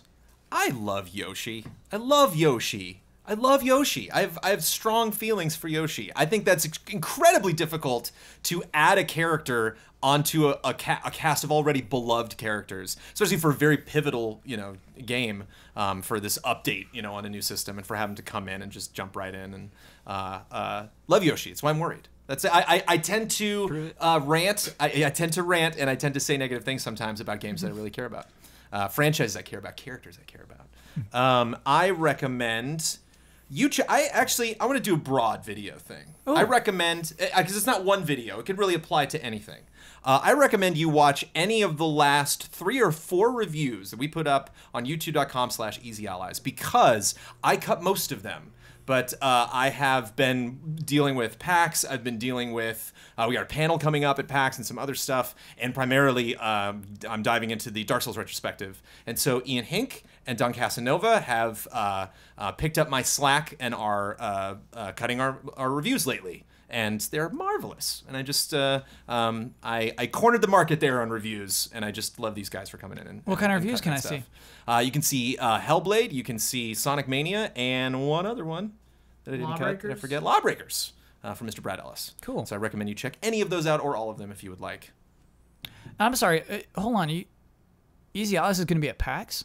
Easy Allies is going to be at PAX West. We have a panel and a meet and greet, 12:30 p.m. on Sunday the 3rd at the Sasquatch Theater, which is across. It's in the hotel. Oh boy, I don't remember the name of the hotel. It's on the 2nd floor. Whatever, the Hyatt, I think it's like whatever's like right across from the convention center. And immediately following that, the panel will be from 12:30 to 1:30. At 2:30, we will be at the Twitch booth from 2:30 to 4 p.m. for a meet and greet. That Twitch is nice enough to have us on board on their booth. So it's the first time we've been working with Twitch for a meet and greet, and the everyone on this table but Ben. So we will be in Damiani's Seattle. going to be there. Huber's going to be there. Everyone Bloodworth is at going to be this there. table but Ben. Yeah, okay. Is Damiani at this table? No. I was adding to Huh, this, baby? this sad, like, no Ben joke. Right. It's just 3 of us, is what I would. It would be Kyle Bossman, Ian Hink, and myself, Yeah. Brandon Jones, at the I panel feel inadvertently and at hurt. the meet and greet. But the goal is to get all the allies that want to go to PAX. PAX. Because like Jones, for real, I'd be hurt if I wasn't going. Like Ben, I would be like, man, why don't I get to go to PAX? How about you go solo next year? It'll just be you at PAX. Well, actually, Ben got to go to TGS. I did. You had your turn, dude. You had your turn. Yeah. Take it. Yeah, man, you had your turn. Yeah. Okay, all right. I feel less bad for sure. So Yoshi's great. Thanks to Ian and Don. Cheers.